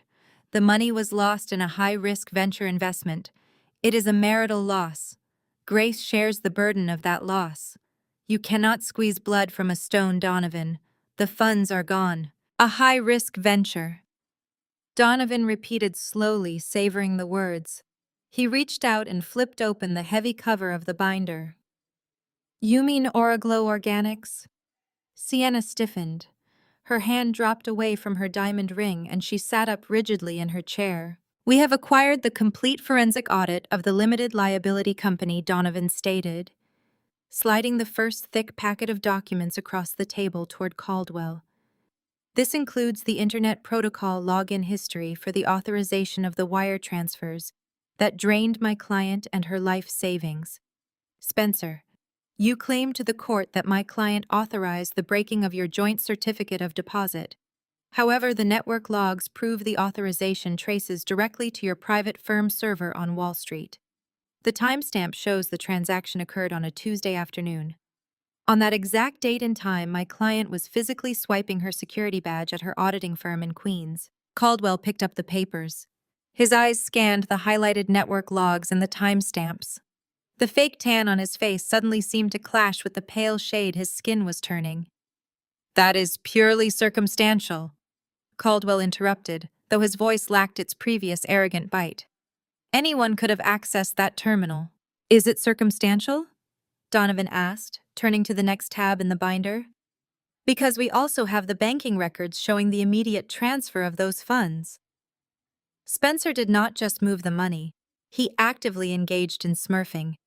He broke the $450,000 into 20 separate transactions of exactly $22,500 to avoid triggering federal reporting thresholds. He wired these amounts to 5 regional banks using shell companies that all list Oraglow Organics as their parent corporation. Spencer clenched his jaw. A visible pulse began to throb at his temple. "You hacked my private accounts," he hissed, glaring at me with pure hatred. "You committed a cybercrime, Grace. I will have you arrested for this." I kept my face perfectly blank. I did not break my silence. I let Donovan handle the execution. "My client did not hack anything," Donovan countered smoothly. "These are corporate filings and public offshore registry databases mapped by a licensed forensic accountant. But the trail does not stop at the regional banks. Within 48 hours, the smurfed funds were aggregated into the primary operating account for Oraglow Organics." Donovan pulled out another stack of papers featuring the bright pink logo of Sienna and her cosmetic brand. He pushed them toward the center of the table. "These are vendor invoices," Donovan explained. "They authorize the payment of nearly $500,000 to a raw materials supplier located in Eastern Europe. The warehouse address listed on these invoices belongs to an abandoned strip mall in New Jersey. The supplier does not exist. It is a ghost company. And yet the chief executive officer of Oraglow signed every single one of these fraudulent purchase orders." Donovan pointed a thick finger directly at Sienna. Her signature was highlighted in bright yellow ink on every page. Sienna stopped breathing. Her eyes widened in absolute terror as she stared at her own handwriting on the fake invoices. She whipped her head around to face Spencer. "You told me those were marketing write-offs." Sienna panicked, her voice shrill. "You told me it was just standard tax restructuring for the brand launch." "Shut your mouth, Sienna!" Spencer snapped viciously. He grabbed her arm and squeezed it hard. "Do not say another word in this room." Caldwell was sweating now. He pushed the documents away from him as if they were physically on fire. He was a divorce attorney, not a criminal defense lawyer. He recognized federal wire fraud when it was placed right in front of him. "But my client did not just stop at stealing marital assets." Donovan continued relentlessly, turning to the final section of the binder.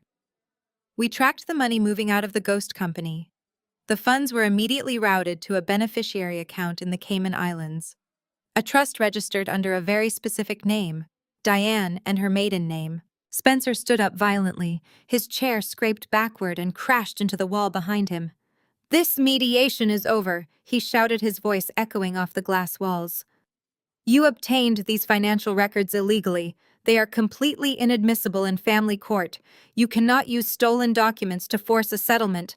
I am leaving, and I am filing a motion for sanctions against both of you." Spencer reached down to grab his briefcase. He tugged at Sienna, pulling her up from her chair. "We are leaving right now," he ordered her. Caldwell did not stand up. He sat frozen, staring at the offshore routing numbers. Spencer Caldwell said, his voice barely a whisper. "Spencer, sit down." "I am not sitting down," Spencer yelled, practically dragging Sienna toward the heavy glass doors of the conference room. "This is a pathetic bluff. They have nothing that will hold up in front of a judge. They were not obtained illegally." A new voice rang out from the doorway, stopping Spencer dead in his tracks. The heavy double doors of the conference room swung open inward. Everyone turned to look. The arrogant wealth manager, clutching his terrified mistress, stood face to face with the absolute worst nightmare a financial criminal could ever encounter. Naomi Vance stepped across the threshold. She wore a tailored slate gray suit and carried a sleek leather briefcase. As an African-American corporate lawyer representing one of the most ruthless mergers and acquisitions firms on Wall Street, she commanded the room instantly. She did not look at me. Her dark, piercing eyes locked directly onto Spencer. They were obtained through a legal discovery subpoena filed 48 hours ago in federal court. Naomi stated, her voice smooth and completely devoid of mercy. Spencer took a heavy step back. His mouth opened, but no sound came out. He recognized her. He knew she was the senior counsel for Vanguard Equities, his absolute largest institutional client. The color drained from his face, leaving him looking like chalk. "Sit down," Spencer Donovan ordered, his voice slicing through the tension. "You are not leaving this room because we are not finished." Spencer slowly released his grip on Sienna. He walked backward and slumped heavily into his leather chair. He looked completely hollowed out. Caldwell refused to look at his client, staring instead at the ceiling with a grimace. Donovan opened the next section of the massive binder. "Let us discuss the exact mechanics of the dissipation of marital assets," Donovan said. "Moving nearly $500,000 of joint funds into an offshore shell company requires extensive compliance documentation. Domestic banks do not just let that kind of capital cross international borders without proper spousal authorization. Under state divorce laws, when a spouse uses marital funds for an illegal enterprise or an extramarital affair, they are required to reimburse the innocent spouse 100% of the dissipated amount. Not half, all of it." Donovan pulled out 3 crisp sheets of paper. He laid them side by side on the mahogany table. "These are risk acknowledgement waivers and spousal consent forms," Donovan explained. "They are federally mandated documents required to legally transfer commingled marital funds into offshore investment vehicles. They were submitted to your banking institution to authorize the $450,000 wire transfer." Donovan pointed to the bottom of the pages. "They all bear my client and her signature." Spencer swallowed hard. The pulse in his neck was beating frantically. "She signed them." Spencer croaked, his voice incredibly weak. "She knew about the transfer. She agreed to the venture investment." I finally spoke. My voice was a blade of solid ice cutting through the thick, stifling air of the room. "I did not sign anything, Spencer." Donovan pulled out a transparent plastic overlay. It contained a perfect digital replica of my actual signature pulled from my verified tax returns and employment contracts. He placed the transparent sheet directly over the signature on the spousal consent form. "A forensic document examiner would spot the hesitation marks instantly," Donovan noted. "You tried to copy the specific loops and slants of her handwriting, but you missed the pressure points. The signature on the consent forms is a clumsy forgery. You did not just steal her life savings, Spencer. You committed identity theft and federal wire fraud to do it." Caldwell pushed his chair back from the table. The screech of the legs against the floor was loud and jarring. Spencer Caldwell said, his voice shaking with furious indignation. "Did you submit fraudulent financial affidavits to this court? Did you forge her signature to hide marital assets?" Spencer did not answer.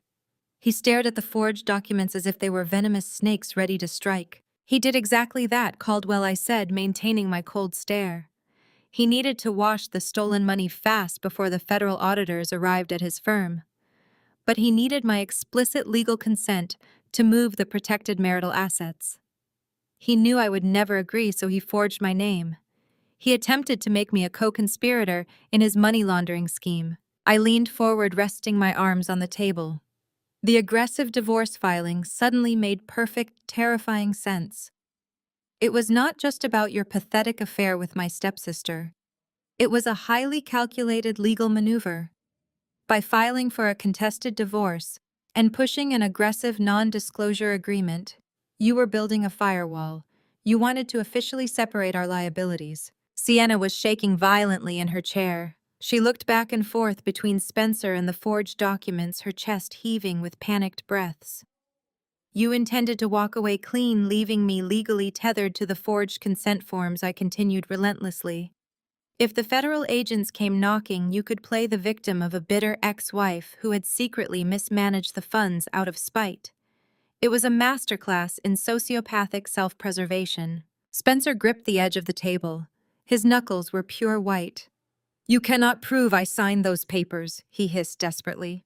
"Anyone could have forged them." "We do not need to guess who forged them," Donovan replied cleanly, "because we exported the metadata from the files to verify the exact time of creation. The timestamps prove you created and uploaded the fake invoices and the forged consent forms during your supposed golf retreat in Florida.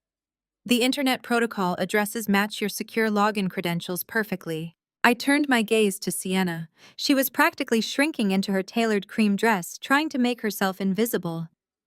But Spencer was not the only one committing felonies, I said. Sienna, you are equally guilty. Sienna let out a high-pitched gasp. I did not forge anything, Grace. I swear to God I did not sign your name. No, I agreed. You signed your own name. Donovan pushed another set of documents across the table. I cross-referenced the dates of the forged spousal consent forms with the cosmetic brand invoices Donovan explained. On the exact same day, Spencer forged my client and her name to move funds offshore. You signed a series of massive consulting fee agreements, Sienna.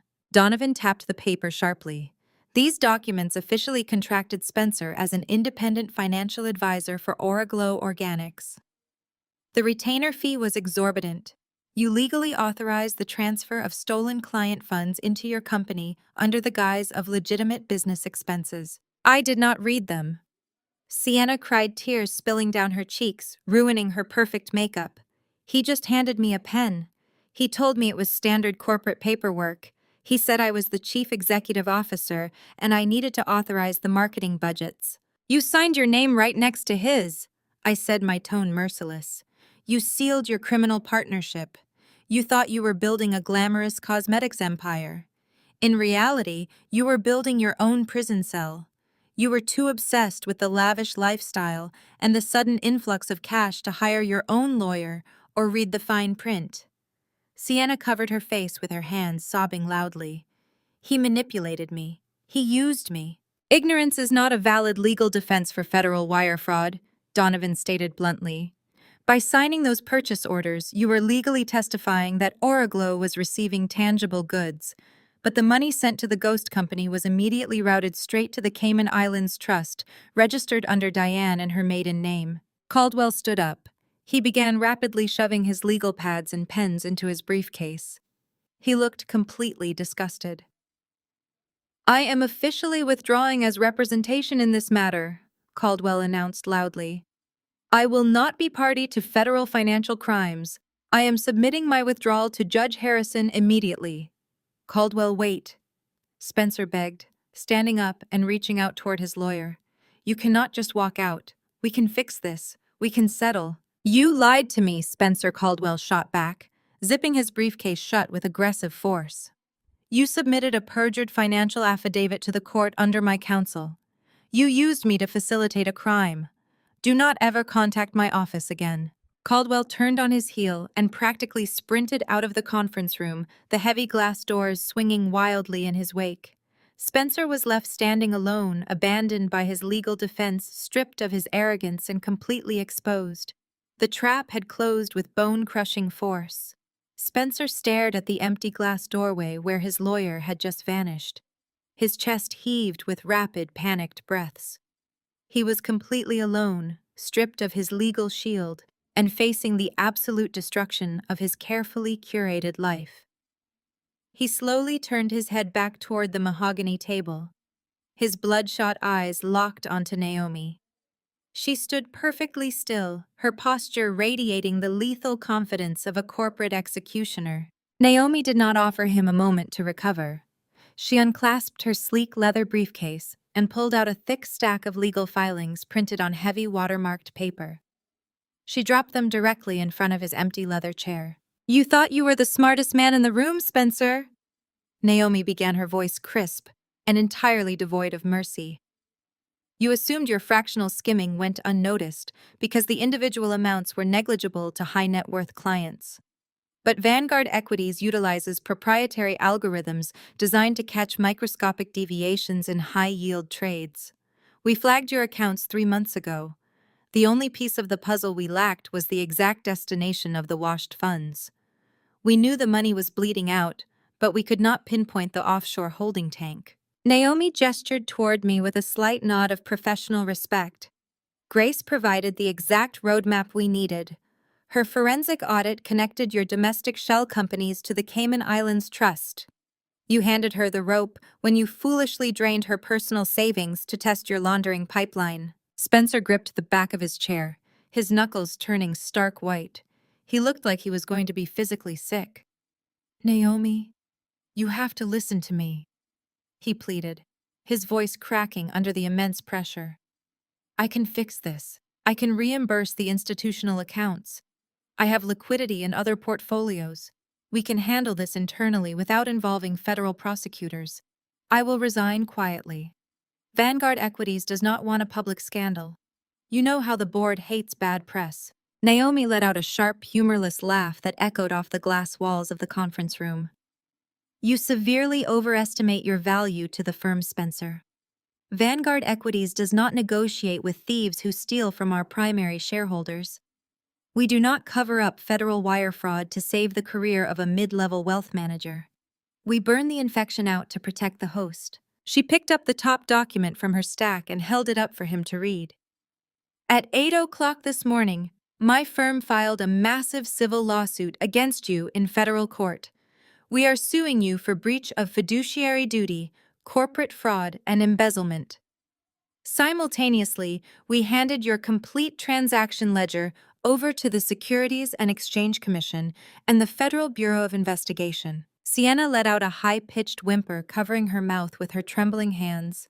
She was finally beginning to understand the sheer magnitude of the situation. This was not family court drama anymore. This was federal prison. "Because we filed the civil suit accompanied by undeniable evidence of international money laundering," Naomi continued, "we were granted an immediate ex parte asset freeze. As of this exact moment, every single dollar you possess is locked by federal mandate. Your checking accounts are frozen. Your retirement portfolios are frozen. Your credit cards will decline if you try to buy a cup of coffee." Spencer collapsed into his chair, burying his face in his hands. He let out a low, guttural sound of pure defeat. "But the asset freeze does not just apply to your personal accounts," Naomi stated, turning her sharp gaze towards Sienna. "The freeze extends to every single corporate entity tied to the stolen funds. Oraglow Organics is officially seized property. The domestic operating accounts have been locked by the authorities. The warehouse in New Jersey is currently being padlocked." Sienna leaped up from her chair, her eyes wide with frantic desperation. "No!" she screamed, her voice shrill and grating. "You cannot do that!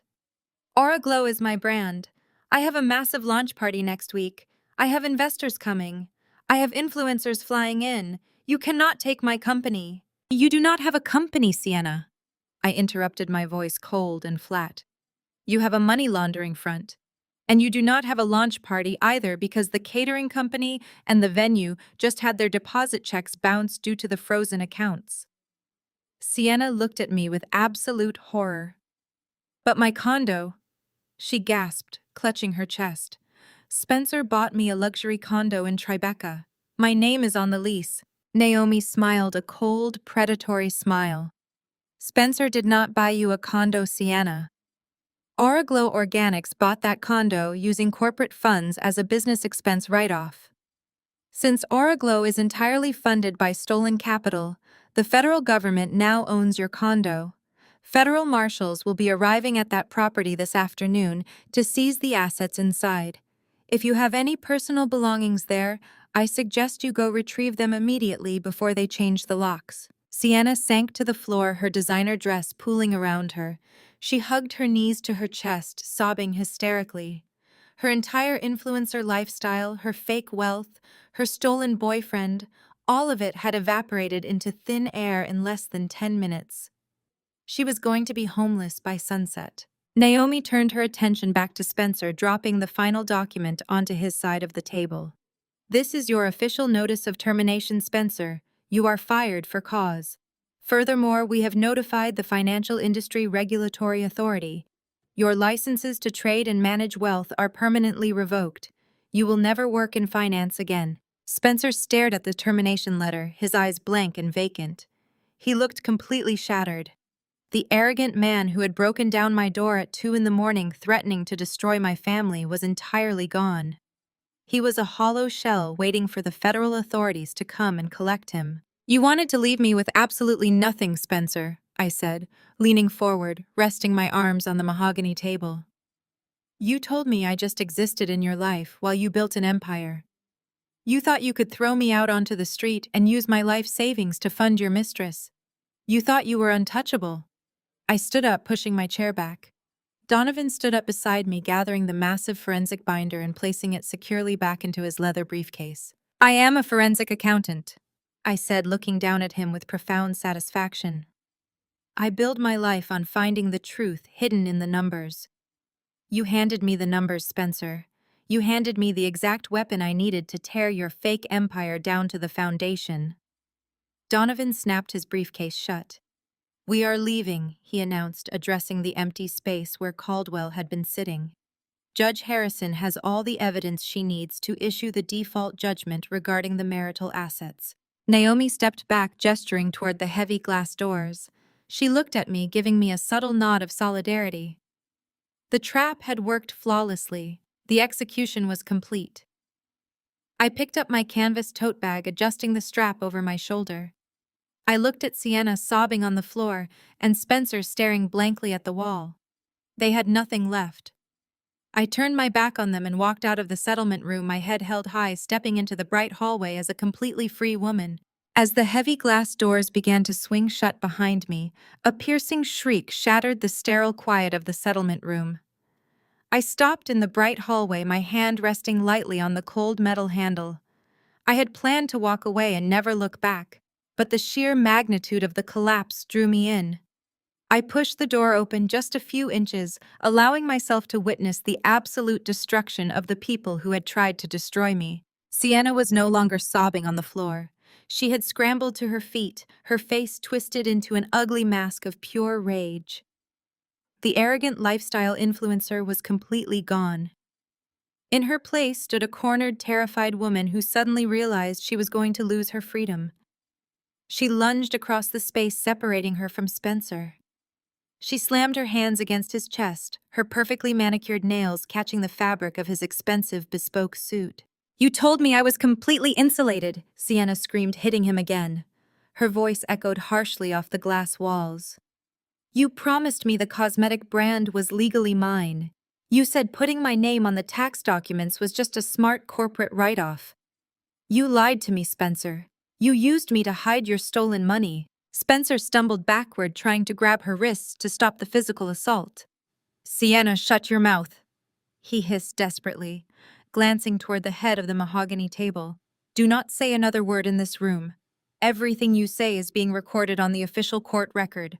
You are handing them a federal confession. Sienna did not care about the court record. She only cared about her own survival. She ripped her hands out of his grip and took a step back, pointing a shaking finger directly at his face.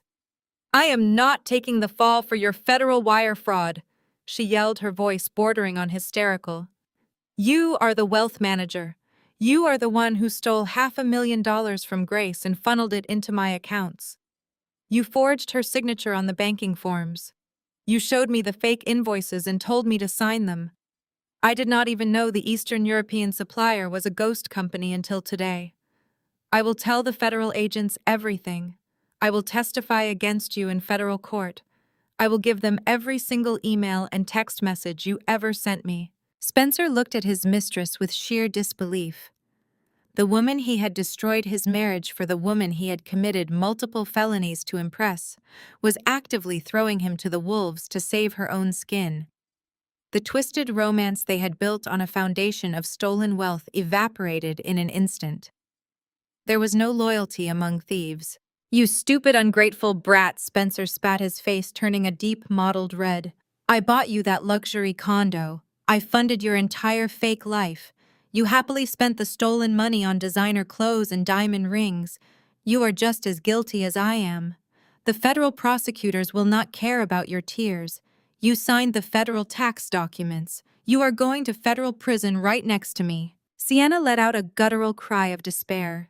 She grabbed her heavy designer handbag from the table and swung it violently, hitting Spencer squarely in the shoulder. He staggered backward, tripping over his leather chair and crashing hard onto the carpeted floor. He scrambled to get up, but he looked completely pathetic, a fallen king rolling in the dirt of his own making. Enough. The single commanding word cracked through the room like a whip. Judge Harrison, who had been sitting quietly at the head of the table, observing the absolute chaos, finally intervened. She picked up her heavy wooden gavel and brought it down hard against the sound block.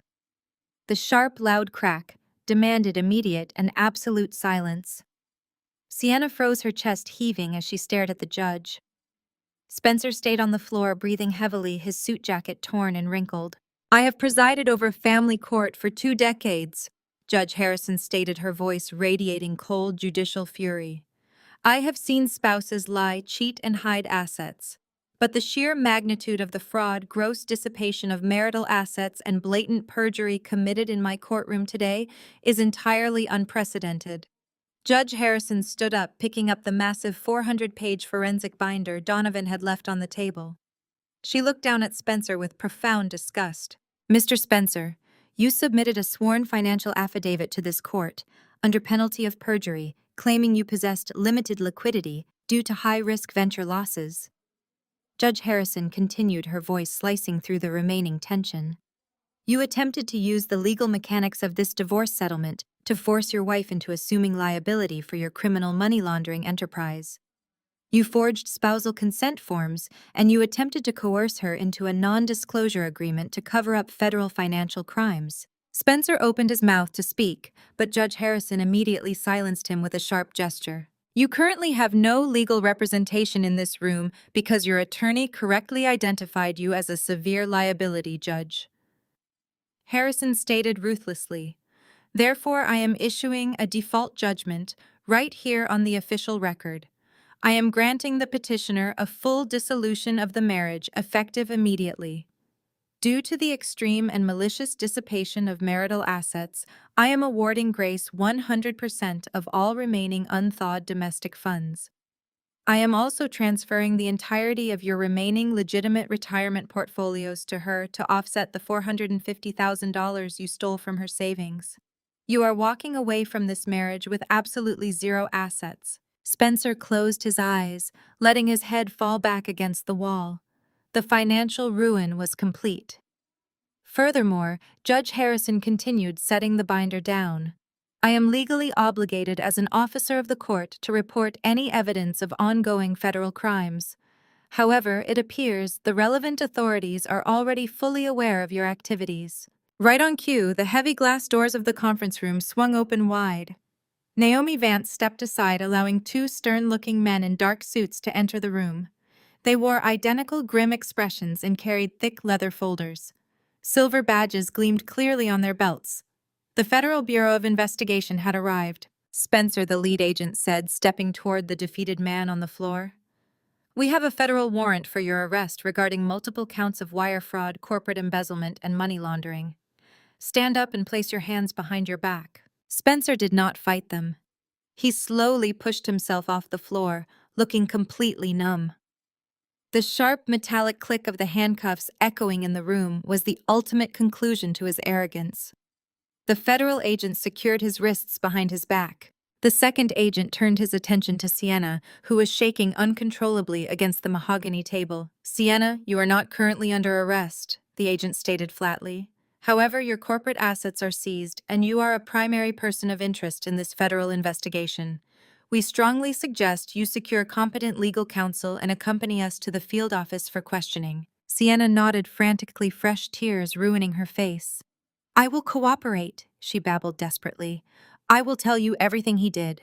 I will give you all the passwords. Just please do not put me in handcuffs." I stood in the hallway watching the federal agents march my ex-husband out of the settlement room. He walked past me, his head bowed, his designer suit ruined, his hands bound. He did not look at me. He had nothing left to say. Sienna trailed closely behind the agents, crying loudly, an entirely broken woman heading toward an interrogation room. I stepped back from the doorframe, letting them pass. I adjusted the strap of my canvas tote bag on my shoulder. The heavy weight of the past 10 years lifted completely from my chest. I turned around and walked down the bright corridor, leaving the wreckage of their lives far behind me. The elevator doors at the end of the bright corridor opened, and I stepped inside, severing my final physical connection to the man who had tried to destroy my life. I stepped out of the high-rise building and onto the bustling Manhattan pavement. The cold afternoon wind whipped against my face, but I felt nothing except a profound radiating warmth. I hailed a cab and headed back to my temporary apartment to watch the dominoes fall. I did not have to wait very long. By the time I turned on the evening news, the financial networks were already running the story. Vanguard Equities had issued a ruthless and highly publicized press release. They officially announced the termination of a senior wealth manager due to severe internal compliance violations and confirmed they were fully cooperating with federal authorities. Spencer was named directly. The scandal sent massive shockwaves through the financial district. Reporters were already broadcasting live outside his office building. The Federal Bureau of Investigation did not waste a single second. Armed with the massive 400-page forensic binder Donovan had handed over to Judge Harrison, the federal agents possessed a perfect, undeniably accurate roadmap of the entire criminal enterprise. They did not have to spend months subpoenaing banks or untangling the complex web of offshore shell companies. I had already provided the index, the translation, and the exact routing numbers. The federal prosecutors simply followed the bright red lines of my forensic audit exactly as I had drawn them. The digital trail led straight from the fake cosmetic invoices of Oraglow Organics directly into the Cayman Islands Trust. That specific trust bore the maiden name of my stepmother. The federal authorities do not politely ask questions when they suspect a wealthy family syndicate is washing stolen institutional funds. They execute rapid, unannounced search warrants. The element of surprise is their greatest weapon, and they wielded it perfectly against a family that believed wealth made them untouchable. 2 days after Spencer was led away in handcuffs, a fleet of black government vehicles pulled up the long manicured driveway of the Connecticut estate. My father Howard and my stepmother Diane were likely sitting in their pristine, cream-colored living room, sipping their morning coffee and frantically discussing how to salvage their golden child and her ruined reputation. Their parental panic transformed into absolute visceral terror when armed federal agents walked through their front door and began systematically boxing up their financial records, computers, and mobile devices. The federal audit revealed the absolute depth of my father and his greed. Howard had been severely overleveraged for years. His commercial real estate business was secretly failing. Instead of downsizing or admitting financial defeat, he had been secretly borrowing heavily against the Cayman Trust to prop up his struggling commercial portfolio. He had knowingly used dirty-washed money to secure his domestic mortgages and fund his lavish lifestyle. The moment the federal government seized the offshore trust, they automatically placed federal liens on every single property tied to those illicit funds. The banks holding his primary legitimate mortgages immediately panicked. They called in the loans entirely citing the criminal investigation as a severe breach of covenant. Howard went from a highly respected real estate developer to a massive toxic liability in a matter of hours. His credit lines evaporated instantly. His business partners severed all contact, refusing to return his frantic phone calls. The construction projects he had been financing came to a grinding halt. Investors pulled their backing entirely, leaving him staring at half-built structures and mounting civil lawsuits. But the financial collapse was only the beginning of their nightmare. The federal asset forfeiture laws in the United States are entirely unforgiving. Because laundered money had been directly injected into the Connecticut estate to pay for property taxes, routine maintenance, and luxury renovations, the government officially classified the mansion as the proceeds of a crime. They seized the house. My parents were handed a legal notice and given a strict timeline to vacate the premises.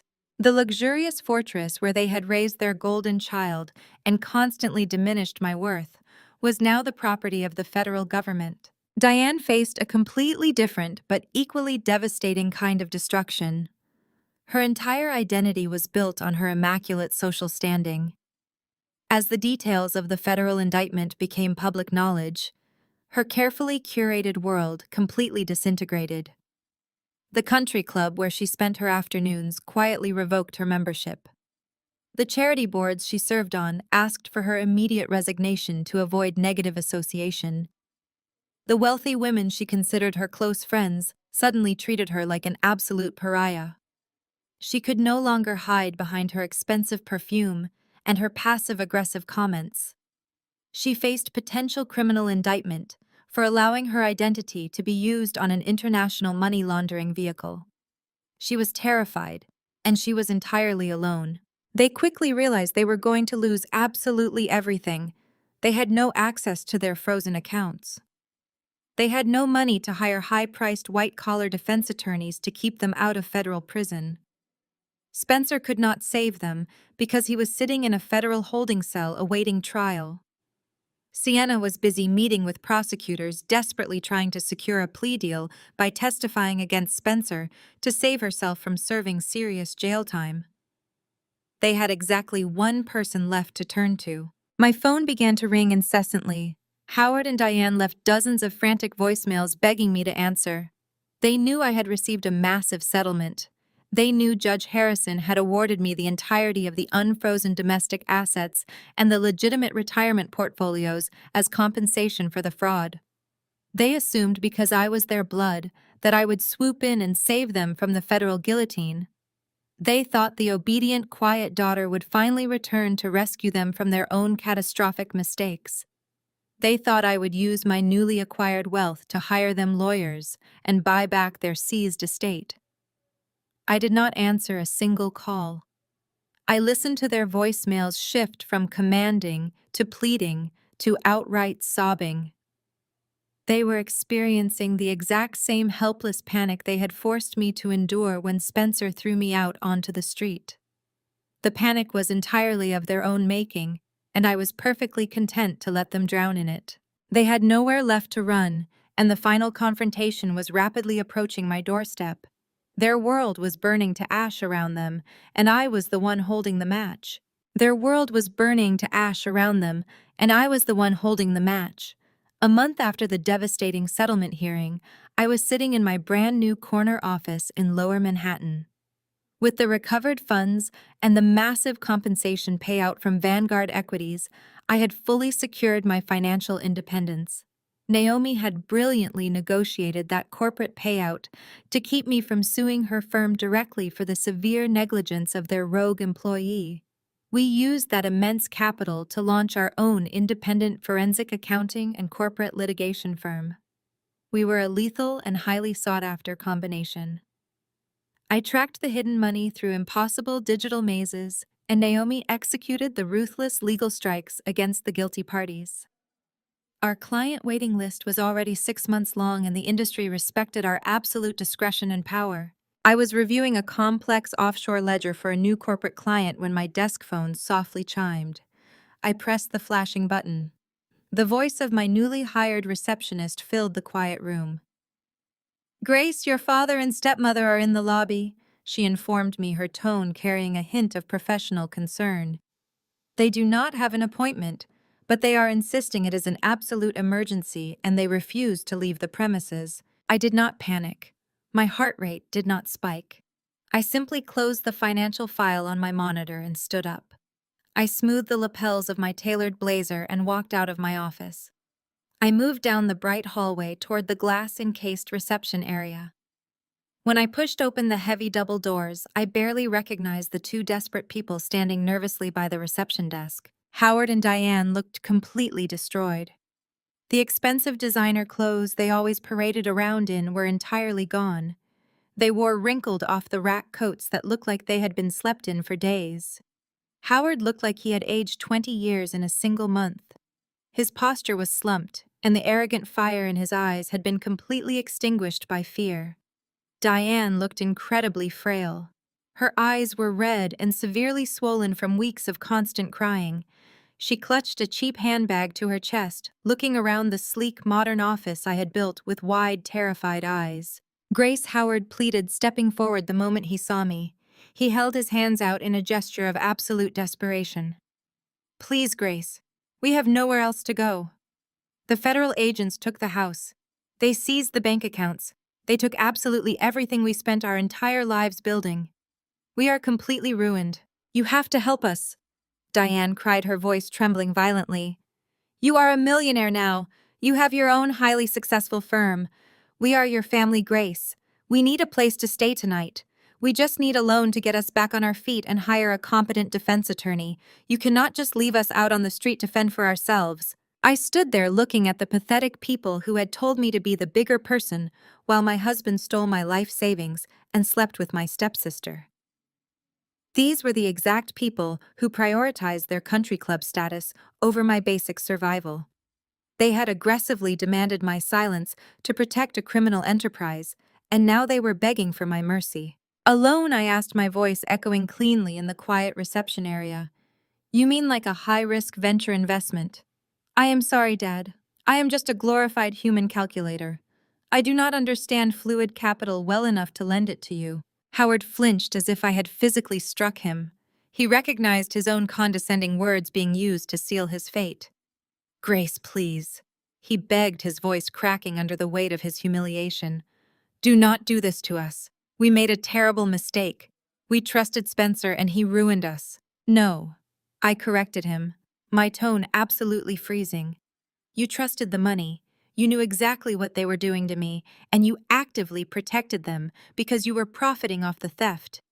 You used my stolen savings to pay your commercial mortgages. You are not victims of Spencer. You are his willing accomplices, and you deserve every single thing the federal government is doing to you right now. I reached into the pocket of my blazer and pulled out a plain white envelope.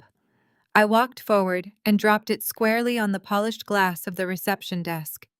There is exactly $300 in that envelope, I said, looking directly into Diane and her weeping eyes. Sienna gave it to me a month ago and told me to book a cab. Take it. Use it to get to a homeless shelter.